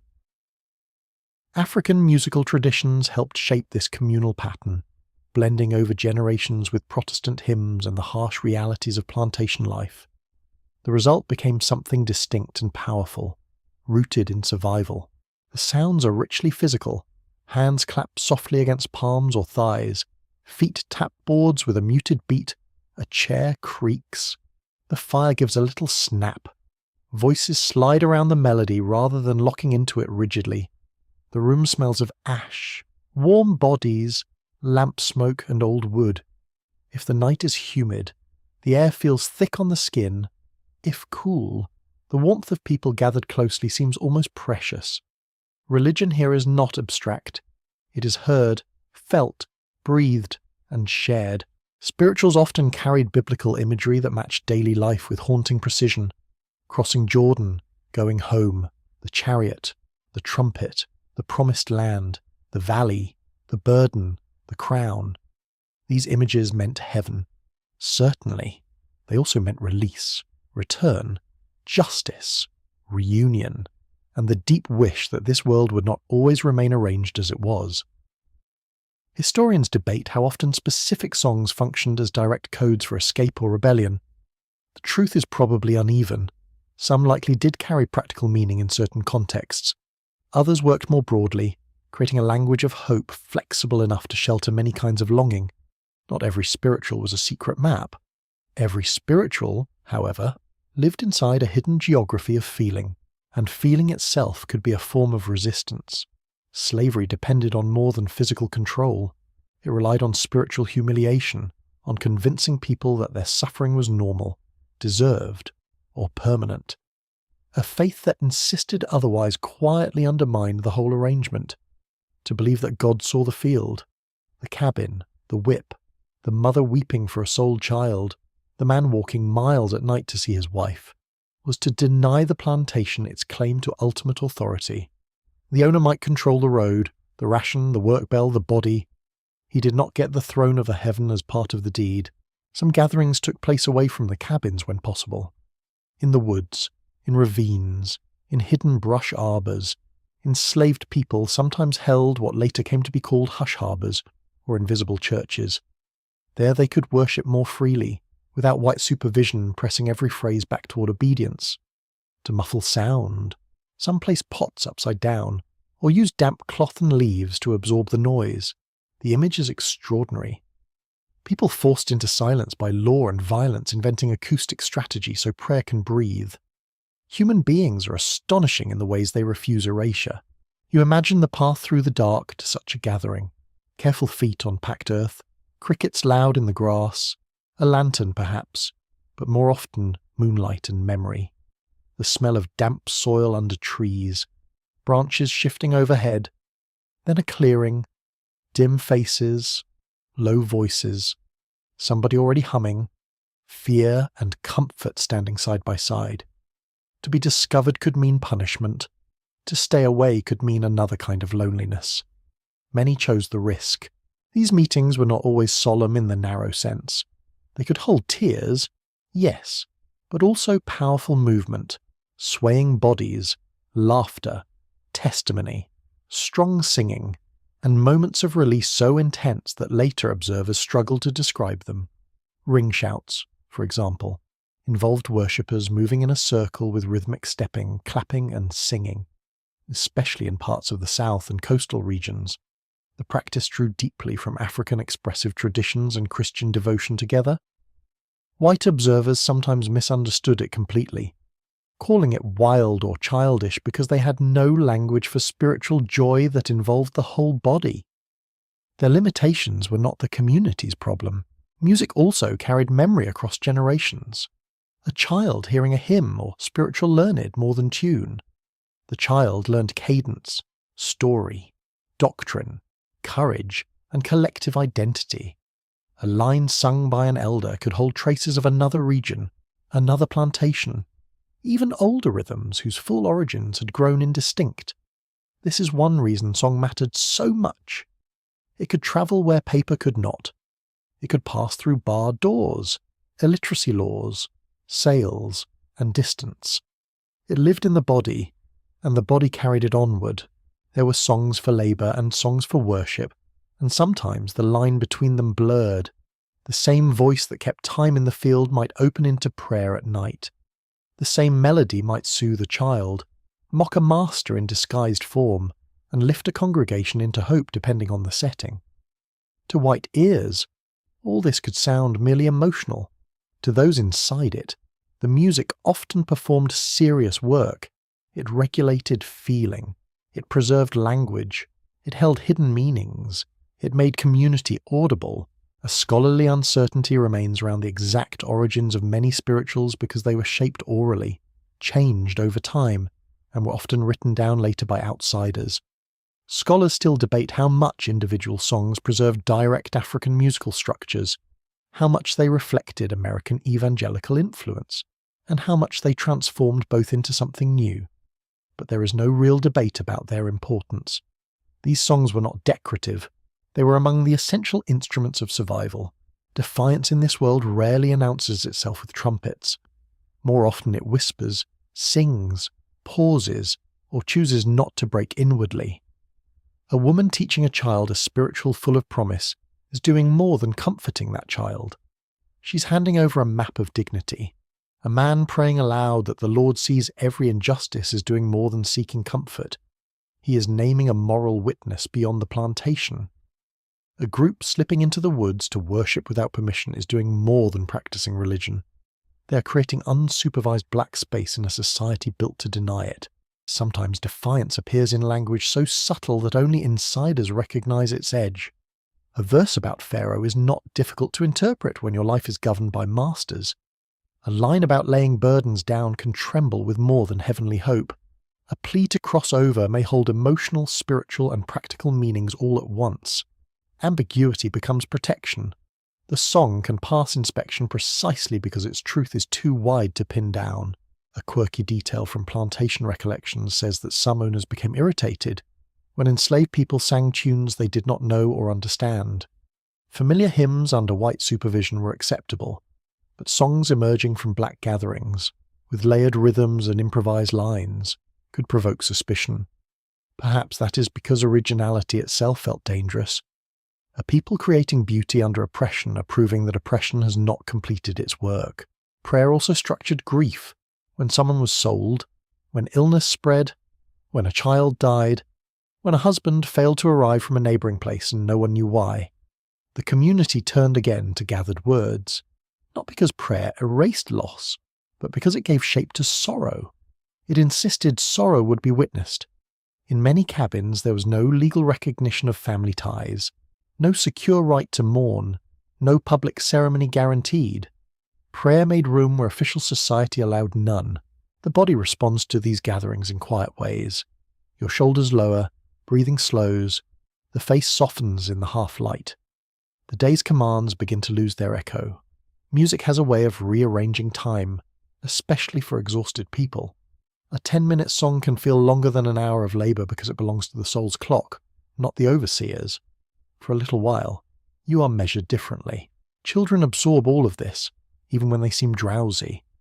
A child half asleep by the fire may still hear the words about Jordan, angels, freedom, home. The theology enters through lullaby. The courage enters through repetition. By the time that child is old enough to work full days, the songs will already live inside the chest like a second heartbeat. Outside, the night continues with its ordinary orchestra. Frogs pulse from low ground. Wind slides around the cabin corners. Somewhere an owl asks its lonely question. Yet from within the quarters another sound answers the dark. Not loud, not polished, not intended for applause. Simply human voices refusing to surrender the meaning of their lives to the plantation's vocabulary. And that refusal, however gentle, matters profoundly. Slavery wanted obedience of body and narrowing of spirit. Faith pushed back against the second demand even when the first still ruled the day.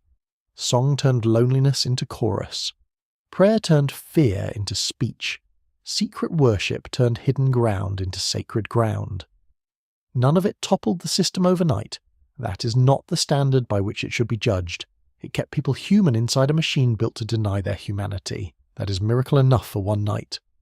So as the final embers settle and the last line of the song dissolves into warm, dark air, you feel the afterglow of something the plantation cannot tax, cannot weigh, cannot harvest, and cannot fully understand.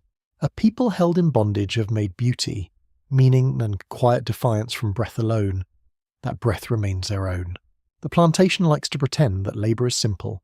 Strong hands work, weak hands rest, productive bodies matter, unproductive bodies do not. Real life never fits that tidy fantasy. Age, gender, strength, pregnancy, illness, and family duty all move through the quarters and the fields in ways that no ledger can summarize cleanly. The plantation still tries. It sorts people by usefulness, assigns work by assumption, and presses nearly everyone into service one way or another. But when you look closely, the human story is far more intricate than the categories allowed by slavery. Women in the fields are expected to labour hard, often beside men, under the same sun and under nearly the same demands. This surprises some later readers who imagine female enslaved workers kept mostly to household tasks. On many plantations, especially in cotton regions, field labour depends deeply on women's bodies. Women hoe, plant, pick, carry, weed, and keep pace across the rows while also being expected to cook, mend, wash, nurse children, and hold households together after dusk. The burden is not divided fairly, it is multiplied. You watch a woman work with the quick, controlled motions of experience. Her dress is tucked or pinned for easier movement. A headcloth keeps sweat from her face. Her hands move with efficiency. But there is more happening than field technique alone. She's also listening for a child nearby, tracking the weather, remembering what food remains in the cabin, calculating whether a shirt can be patched one more time, worrying over an older parent, and carrying private grief she has no time to display. The field sees her as labour.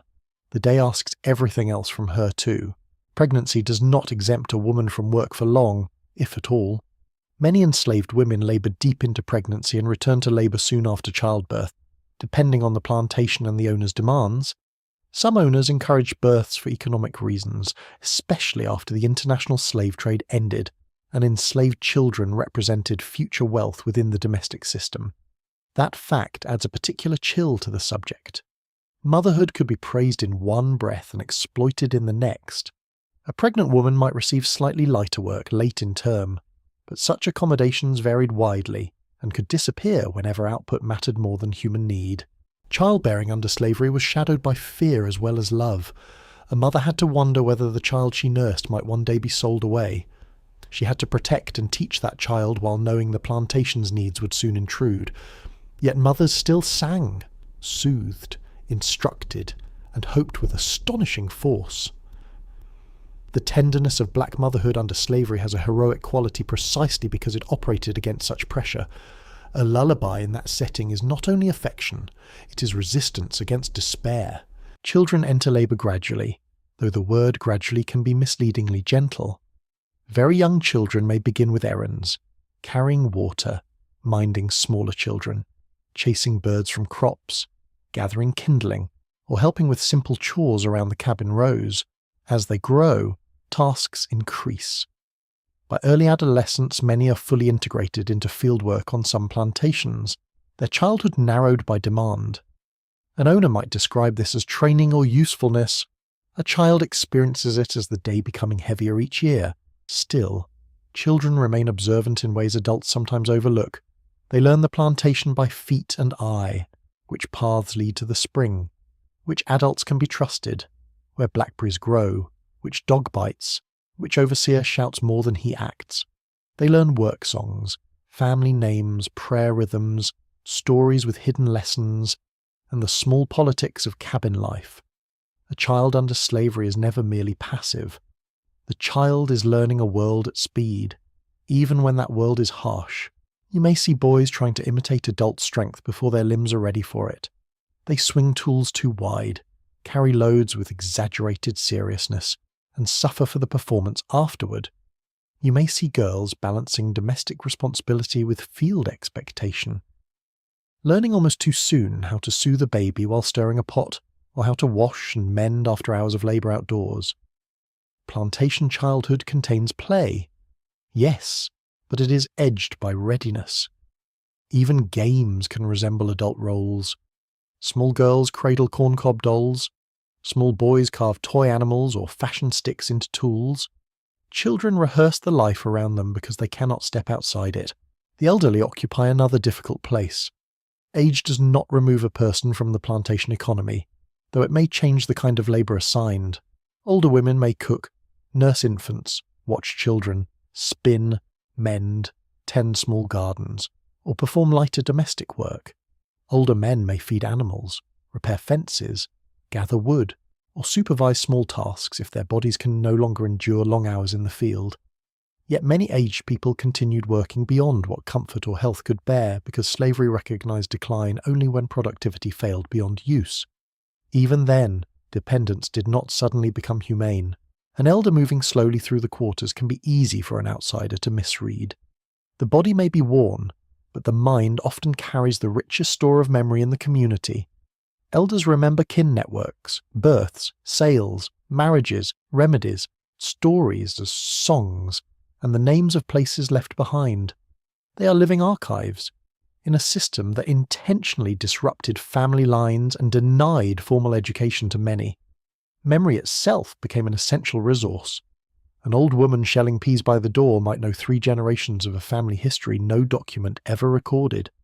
An old man shaping a handle from wood might remember the route by which someone once escaped, or the county where a lost brother was sold, or the herb that reduces fever when nothing else can. Historians still debate the exact life expectancy of enslaved people across regions and decades, because records vary and are often incomplete or self-interested. What is clear is that hard labour, poor nutrition, disease, and violence shortened many lives.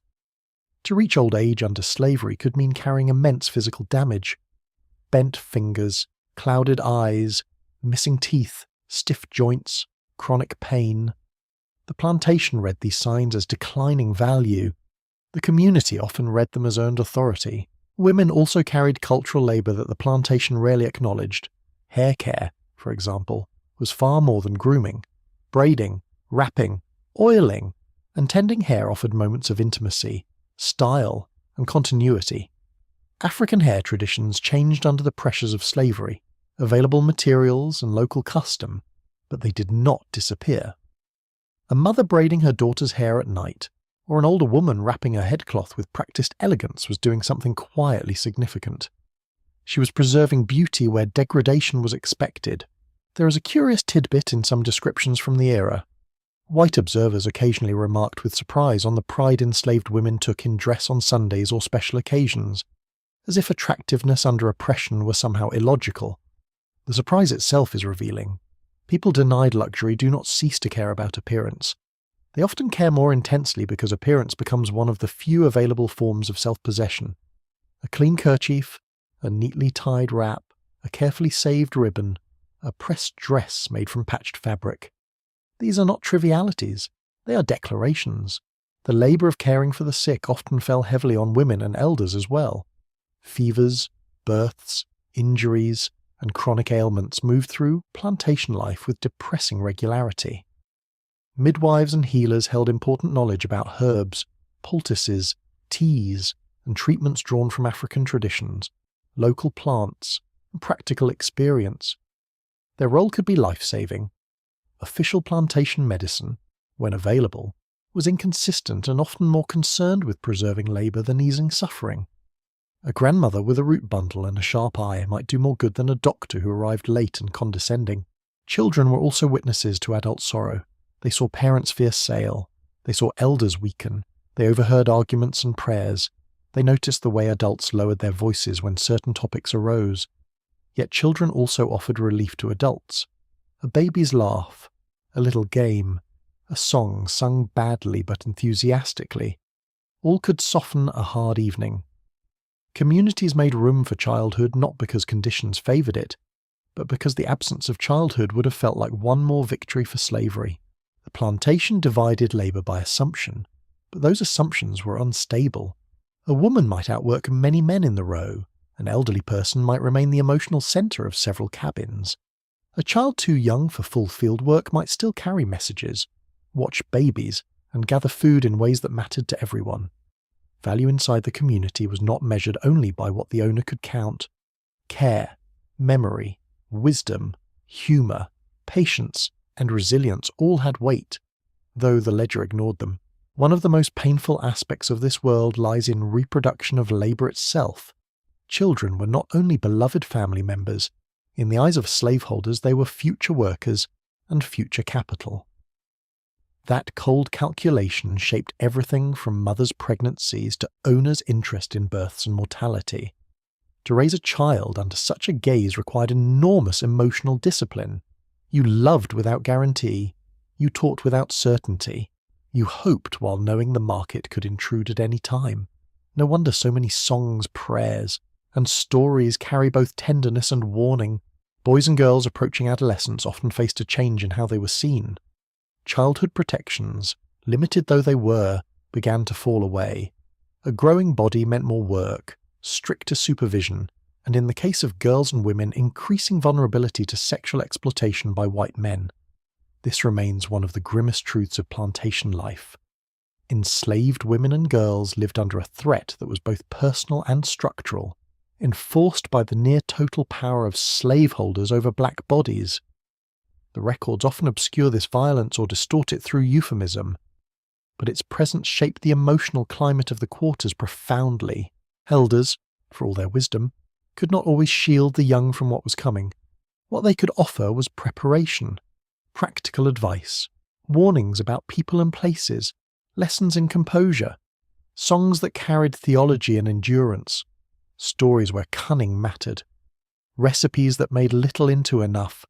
Such teaching was a social inheritance, passed hand to hand because no institution intended to preserve black futures except black people themselves. A fascinating small detail survives in some recollections. Children sometimes knew family relationships across plantations better than adults expected, because they listened when grown people assumed they were playing.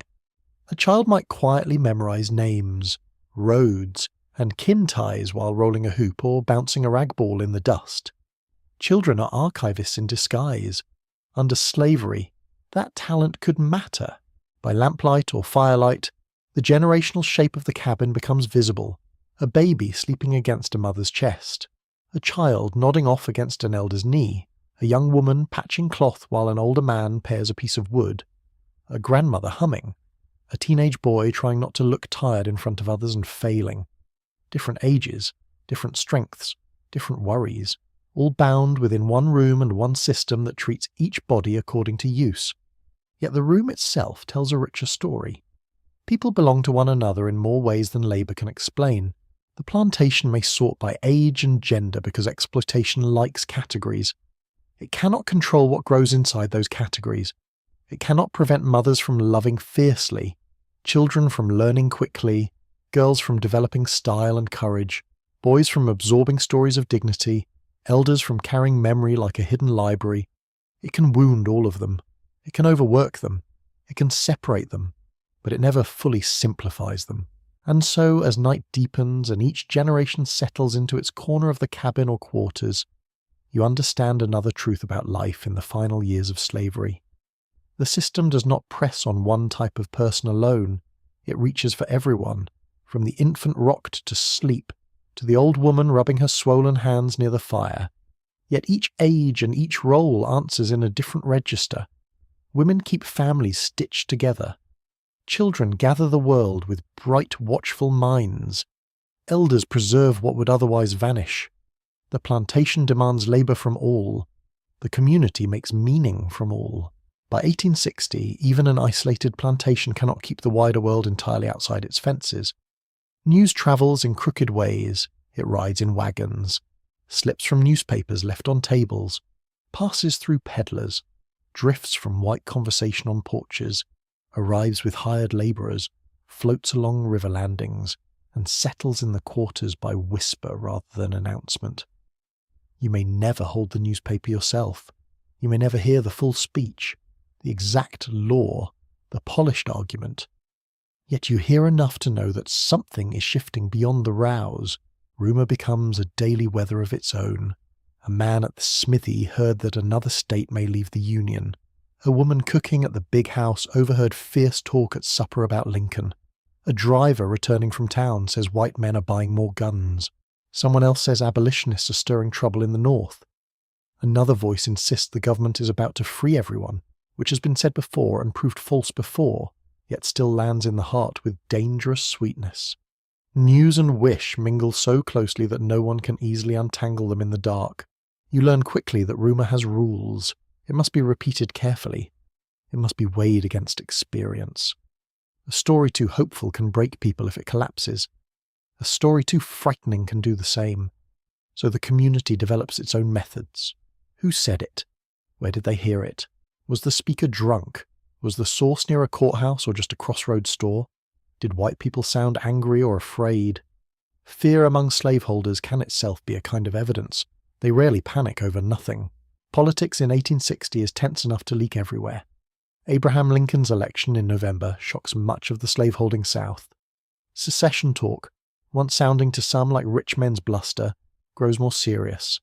South Carolina moves first toward leaving the Union, and other states soon follow. The newspapers in the big house may use formal language about rights, sovereignty, and property, but the quarters hear the simpler meaning behind it. White people are alarmed. White people are arguing. White people are preparing for some kind of rupture. When those who seem permanently confident begin acting uncertain, everyone notices. You may not know the full machinery of parties, platforms, or constitutional theories. You do not need to. It is enough to know that powerful men are fighting over slavery's future and that the fight sounds different from ordinary political noise. Voices rise. Visitors stay late.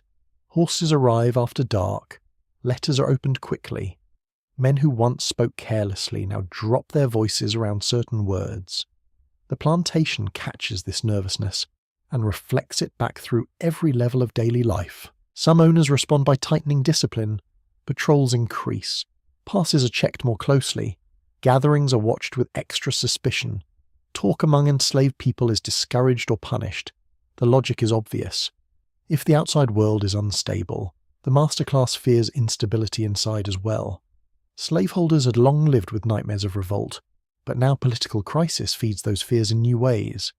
They sense that slavery, once presented as secure and natural, is becoming a question no amount of confidence can fully settle. That realization makes them dangerous. For the people in the quarters, hope is rarely pure. It comes mixed with caution, memory, and the habit of disappointment. There have been rumours before. The British are coming. The government has changed the law. The president has signed a paper. A war elsewhere means freedom here. Such stories circulated for decades, sometimes fueled by misunderstanding, sometimes by intentional deception, sometimes by the simple need to imagine another ending. So when a fresh rumour arrives, you do not swallow it whole. You turn it in your mind like a stone. You feel its edges. You ask whether it sounds like something the world would actually do. Yet even caution cannot stop the imagination once change seems possible. The thought moves through the cabin rows at night. What would freedom mean? Staying on the same land for wages, searching for a souled wife, choosing where to walk, deciding when to sleep, learning letters openly, building a church without asking permission, raising children without hearing the market in every silence. These dreams are practical more than grand. They smell like safe homes, good shoes, and family kept together.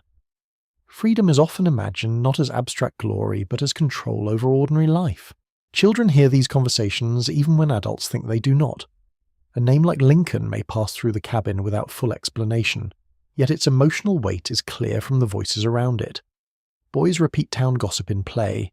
Girls ask what secession means and receive answers shaped by caution. Elders respond differently from the young.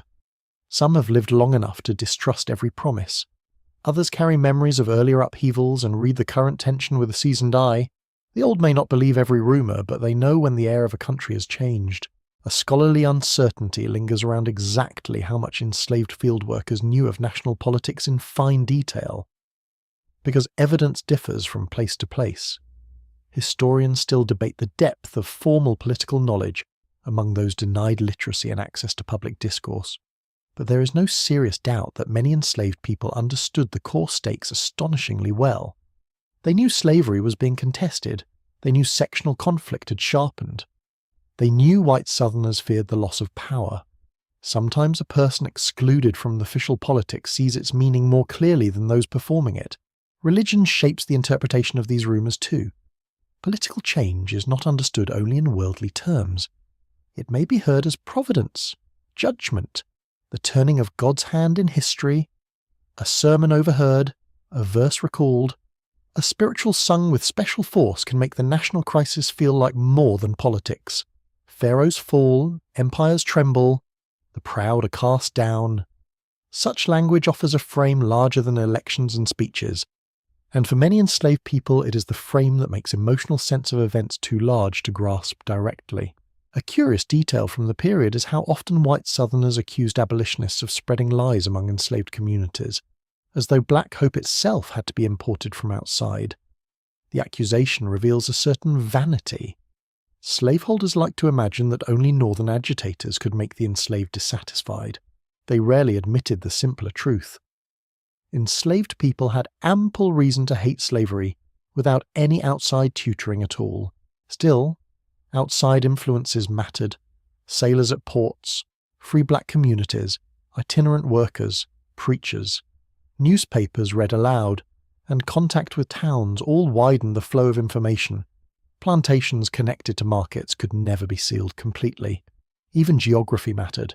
River traffic, road crossings, rail lines, and nearby cities all increased the movement of news. A plantation owner might control the gate, but not the wind. Ideas have a way of entering through service doors. As winter of 1860 deepens into the months after Lincoln's election, secession ceases to sound hypothetical in much of the South. South Carolina acts, others follow. Talk turns to conventions, militia companies, flags, drilling, and defense. White men who once discussed crop prices now discuss honor, state rights, and war preparations with increasing urgency. Women in the big house may sew banners or uniforms. Young men talk bravely. Older men look grave. The quarters absorb every scrap. White households are often loudest when they think no one important is listening. What does war mean to you in the cabin? At first, uncertainty more than clarity. War could bring chaos, tighter control, movement of troops, hunger, sale, punishment, or opportunity. It could destroy the familiar without delivering justice. It could also crack open the very structure that has held your life in its grip. No one can know which. That is why hope in such times is trembling rather than triumphant. The plantation itself may begin to look slightly different under this pressure. More mounted men on roads, talk of patrol duty, fewer relaxed evenings at the big house, strange visitors, locked drawers, private conferences near stables or porches. An owner may act more suspiciously, more irritable, or suddenly more eager to display kindness, as if loyalty can be purchased cheaply. People in the quarters read these shifts closely. White anxiety becomes a text to be interpreted. There are moments when rumour turns almost tangible. A rider arrives fast from town, bells ring somewhere distant, a newspaper is read aloud with too much excitement, gunshots crack from a celebration or drill. Men gather outside the store instead of dispersing. Even if the exact content remains out of reach, the emotional meaning is unmistakable. The region is moving towards something large. Family conversations change under such conditions. A mother may hush a child more sharply than usual when political talk begins, not from indifference but from fear of loose repetition. A father may speak with unusual intensity about staying alert, about roads, about listening. An elder may caution everyone not to trust every story, but not to ignore the signs either. Prudence becomes communal discipline. Hope must be protected from foolishness, but not smothered.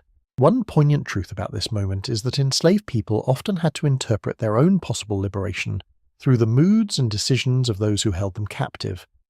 Imagine hearing the future arrive in fragments from the dining room of the people who claim to own you.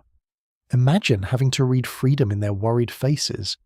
It is an upside-down education, and yet many mastered it. Children sense it too in the simplest terms. The grown people talk later into the night. The white folk seem upset. Strange men visit. Horses move at odd hours. The usual pattern trembles. For a child, that may be enough to feel that history is walking nearby, even if the name of it remains unknown. By the close of 1860, the country is already splitting, though the full war has not yet begun. In the quarters, certainty remains scarce. No one can promise an ending. No one can safely speak too boldly. Yet the old feeling of permanence has weakened. Slavery still stands. The fields still demand labour. The cabins still hold tired families. The overseer still rides. But something beyond the plantation fence is pressing against the order of things, and everyone can feel the pressure now. So the rumours continue to move through the night, half feared and half cherished. A president elected. States seceding. Armies may be forming. Slaveholders uneasy. Preachers invoking judgment. Newspapers carried in from town. Children listening. Elders weighing.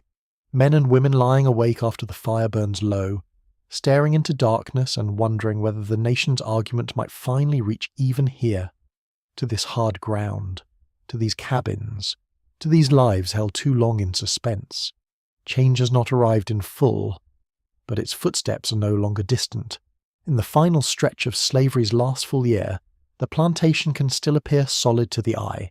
The rows are planted, the cabins stand where they stood, the big house remains confident in its posture, wagons move, tools strike earth, smoke rises from chimneys. White men talk as if possession itself were a law of nature. Yet beneath that familiar surface, the whole structure has begun to feel strained, like timber under too much weight. You can sense it not only in rumour now, but in the sharper way everyone watches one another, in the changing tone of the orders, in the restless habits of men who suddenly talk about honour and fear in the same breath. For you, life remains painfully concrete. The field still demands labour from dawn to dark. Hunger still returns. Clothing still tears. Families still sleep under threat. No election result reaches down and lifts a hoe from your hand. No speech in a distant hall fills the supper pot. That is one of history's cruel truths. Great turning points rarely arrive as instant relief for the people bearing the heaviest burden. They appear first as tension, uncertainty, and a slight trembling in the ordinary pattern of the day. The white South is changing its voice. Secession has become action in some states and serious intent in others. Public talk grows louder and more dramatic. Men who once discussed weather and crop yields now speak of rights, invasion, resistance, and war. The language of mastery becomes defensive. That alone is telling. Power sounds different when it feels challenged. It grows more theatrical, more brittle, more easily offended. The plantation absorbs that mood. Commands may become sharper, patrols more vigilant, gatherings more suspect. Yet beneath the hardness there is also anxiety, and anxiety leaks through cracks no matter how carefully it is managed. You notice practical signs: horses saddled at odd hours, visitors arriving fast and leaving faster, papers read in clusters rather than alone, the owner pausing mid-sentence when he sees black faces nearby, guns cleaned more openly, younger white men drilling with a touch too much enthusiasm, as if they are eager to place soldiers before the full cost of soldiering reveals itself. Women in the big house sew with unusual purpose. Children there hear names and places they do not understand and repeat them noisily. The whole plantation listens to itself becoming part of a national crisis. For enslaved people, these final months are lived in a strange double vision. One eye remains on immediate survival. Is there enough cornmeal? Can the garden hold out? Will the child's fever break? Can the shoes be patched? The other eye lifts toward possibility, though carefully, because hope can be dangerous if it is not disciplined. Freedom still belongs to the future, not the present. Yet the future has begun pressing so close that you can almost feel its breath. Some individuals decide that this unsettled moment may be the time to test the edges of captivity. Running away had always been an option for the desperate and the brave, though terribly risky. The coming crisis gives that choice new meaning: a distracted owner, a weakened patrol, a region sliding toward war. All may seem to open narrow paths where there were none before. Others stay rooted, not from passivity, but from calculation. Family ties, children, old parents, distance, terrain, and uncertainty about what lies beyond the plantation all make decisions agonizingly complex. Freedom in the abstract is simple. Freedom pursued through swamps, roads, dogs, armed men, and hunger is another matter entirely. The pressure also changes relationships inside the quarters. Conversations grow more deliberate. A man who often jokes may become quiet. A woman known for caution may begin listening more intensely to every traveller's report. Elders weigh current events against a lifetime of broken promises. They have seen too much to trust every hopeful story. Yet they can also recognize when the air of a country is changing. Their faces by firelight carry both skepticism and a private kind of alertness. Children, meanwhile, feel the tension without understanding all its names. They sense grown people talking later, moving differently, reacting more sharply to news from town. Religion deepens in such times. Political events begin to look, to many, like the movement of judgment through history. The proud may fall, captives may be delivered, the mighty may be thrown down from their seats. Such language does not erase fear, but it gives fear a structure. It turns uncertainty into a story that can be endured. A prayer spoken at night in the final months of 1860 carries a different edge now. Not only keep us, also prepare us. Not only comfort us, also lead us. The heart starts reaching toward what it does not yet dare to name as imminent. There is a scholarly question about whether enslaved people in late 1860 generally expected quick emancipation or merely sensed instability without predicting its outcome. Historians continue to argue over the extent of those expectations, because the surviving voices are varied and often recorded later, but the emotional landscape seems clearer than the exact forecast. People recognized change. They did not know its timetable. They understood that slavery's defenders were frightened. They didn't know how much blood would be demanded before that fear translated into freedom. That distinction matters. Hope existed, but it lived beside caution, not above it.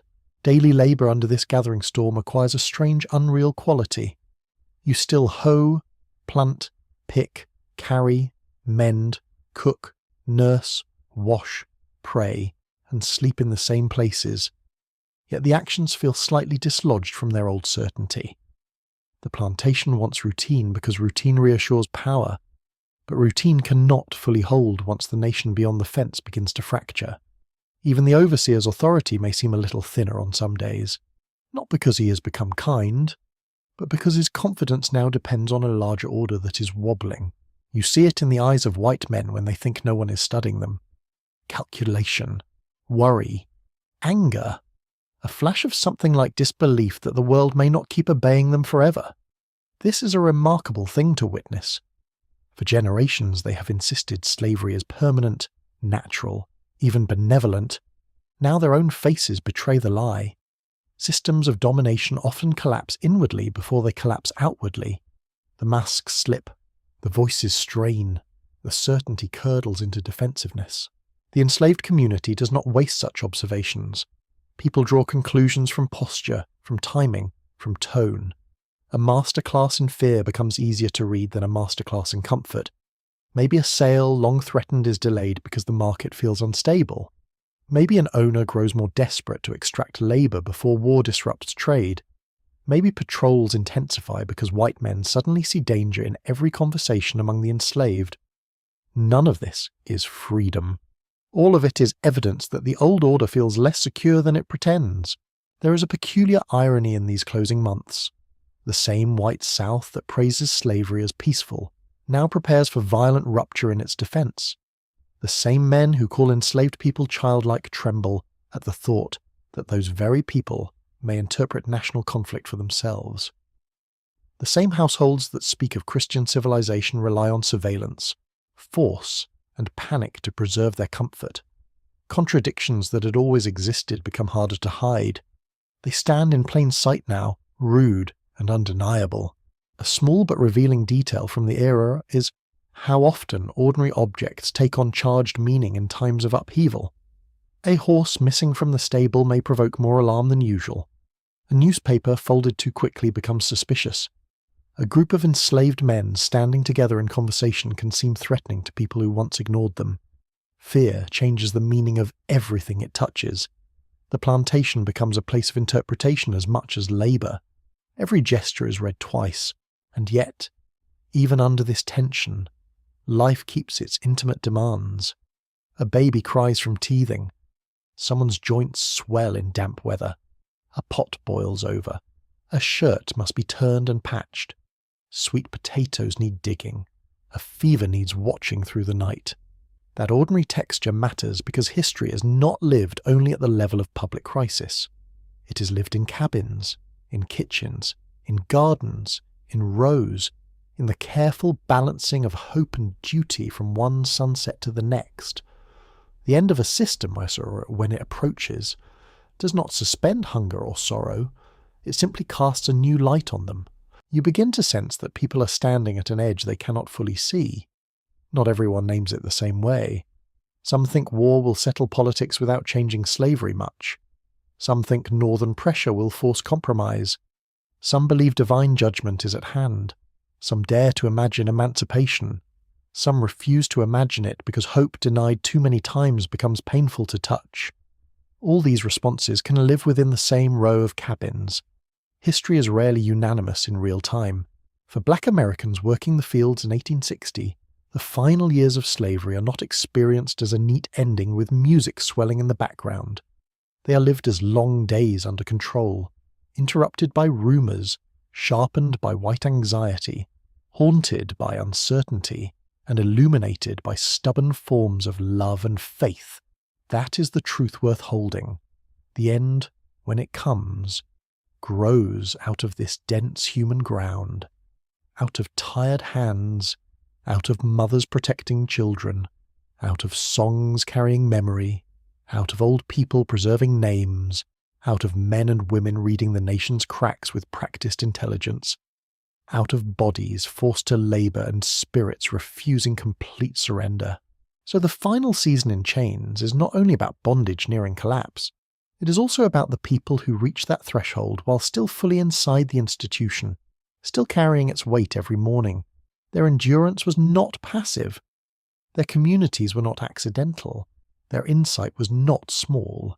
They stood in the shadow of one order and the first uncertain light of another, often without knowing how near that light had come. As darkness settles and the plantation quiets one more time, you can almost feel the old world holding itself rigid against change. The cabins breathe softly in the night. The trees stand black against the sky. Somewhere a horse shifts in its stall. Somewhere a child murmurs in sleep. Somewhere a white man lies awake, angry and uneasy, sensing that the ground under his certainty has begun to move. And in the quarters, beneath roofs too thin and blankets too rough, People who have carried slavery on their backs for years rest inside a tension unlike any they have known. The future is not visible yet, but it is near enough to disturb sleep. Now the night deepens and the hard outlines of the plantation begin to blur. The rows disappear into darkness. The fences soften. The big house loses some of its daytime arrogance when only a few windows shine. The cabins, humble by every worldly measure, seem warmer in the hush, each one holding breath, memory, and tired hope. You let the noise of politics fade into the distance for a moment. No speeches now, no commands, only the quiet chorus of crickets, the soft settling of wood, and the slow rhythm of people drifting toward rest. You imagine the earth cooling under moonlight, the dust laying itself down, the leaves no longer trembling under working hands. You imagine sore muscles easing a little, not healed, only quieter. In the dark, grief is still present, but it grows gentler around the edges. Hunger sleeps for a few hours. Fear loosens its collar. The names of the lost come softly and then soften again. Even history, for this small stretch of night, seems willing to whisper. The people in these cabins do not know exactly what waits beyond the horizon, and perhaps that uncertainty is part of what makes the night feel so fragile and so human. They have lived through enough to mistrust easy promises, yet some ember of expectation remains. Not loud, not triumphant, just steady. A warmth held low, like coals banked carefully until morning. It is the warmth of family, of song remembered, of prayers spoken into darkness, of dignity that survived where it should have been crushed. So you rest here for a while, with the air cooling, the stars spread quietly overhead, and the plantation finally still. The fields can wait until dawn. The arguments of the nation can wait beyond the trees. For now there is only this softer hour, where exhausted bodies lie down, where the soul breathes more slowly, and where hope, however modest, curls itself beside sleep. Let the night hold them gently, let the dark be kind, let the world grow distant, and let rest come at last, calm and deep beneath the patient sky.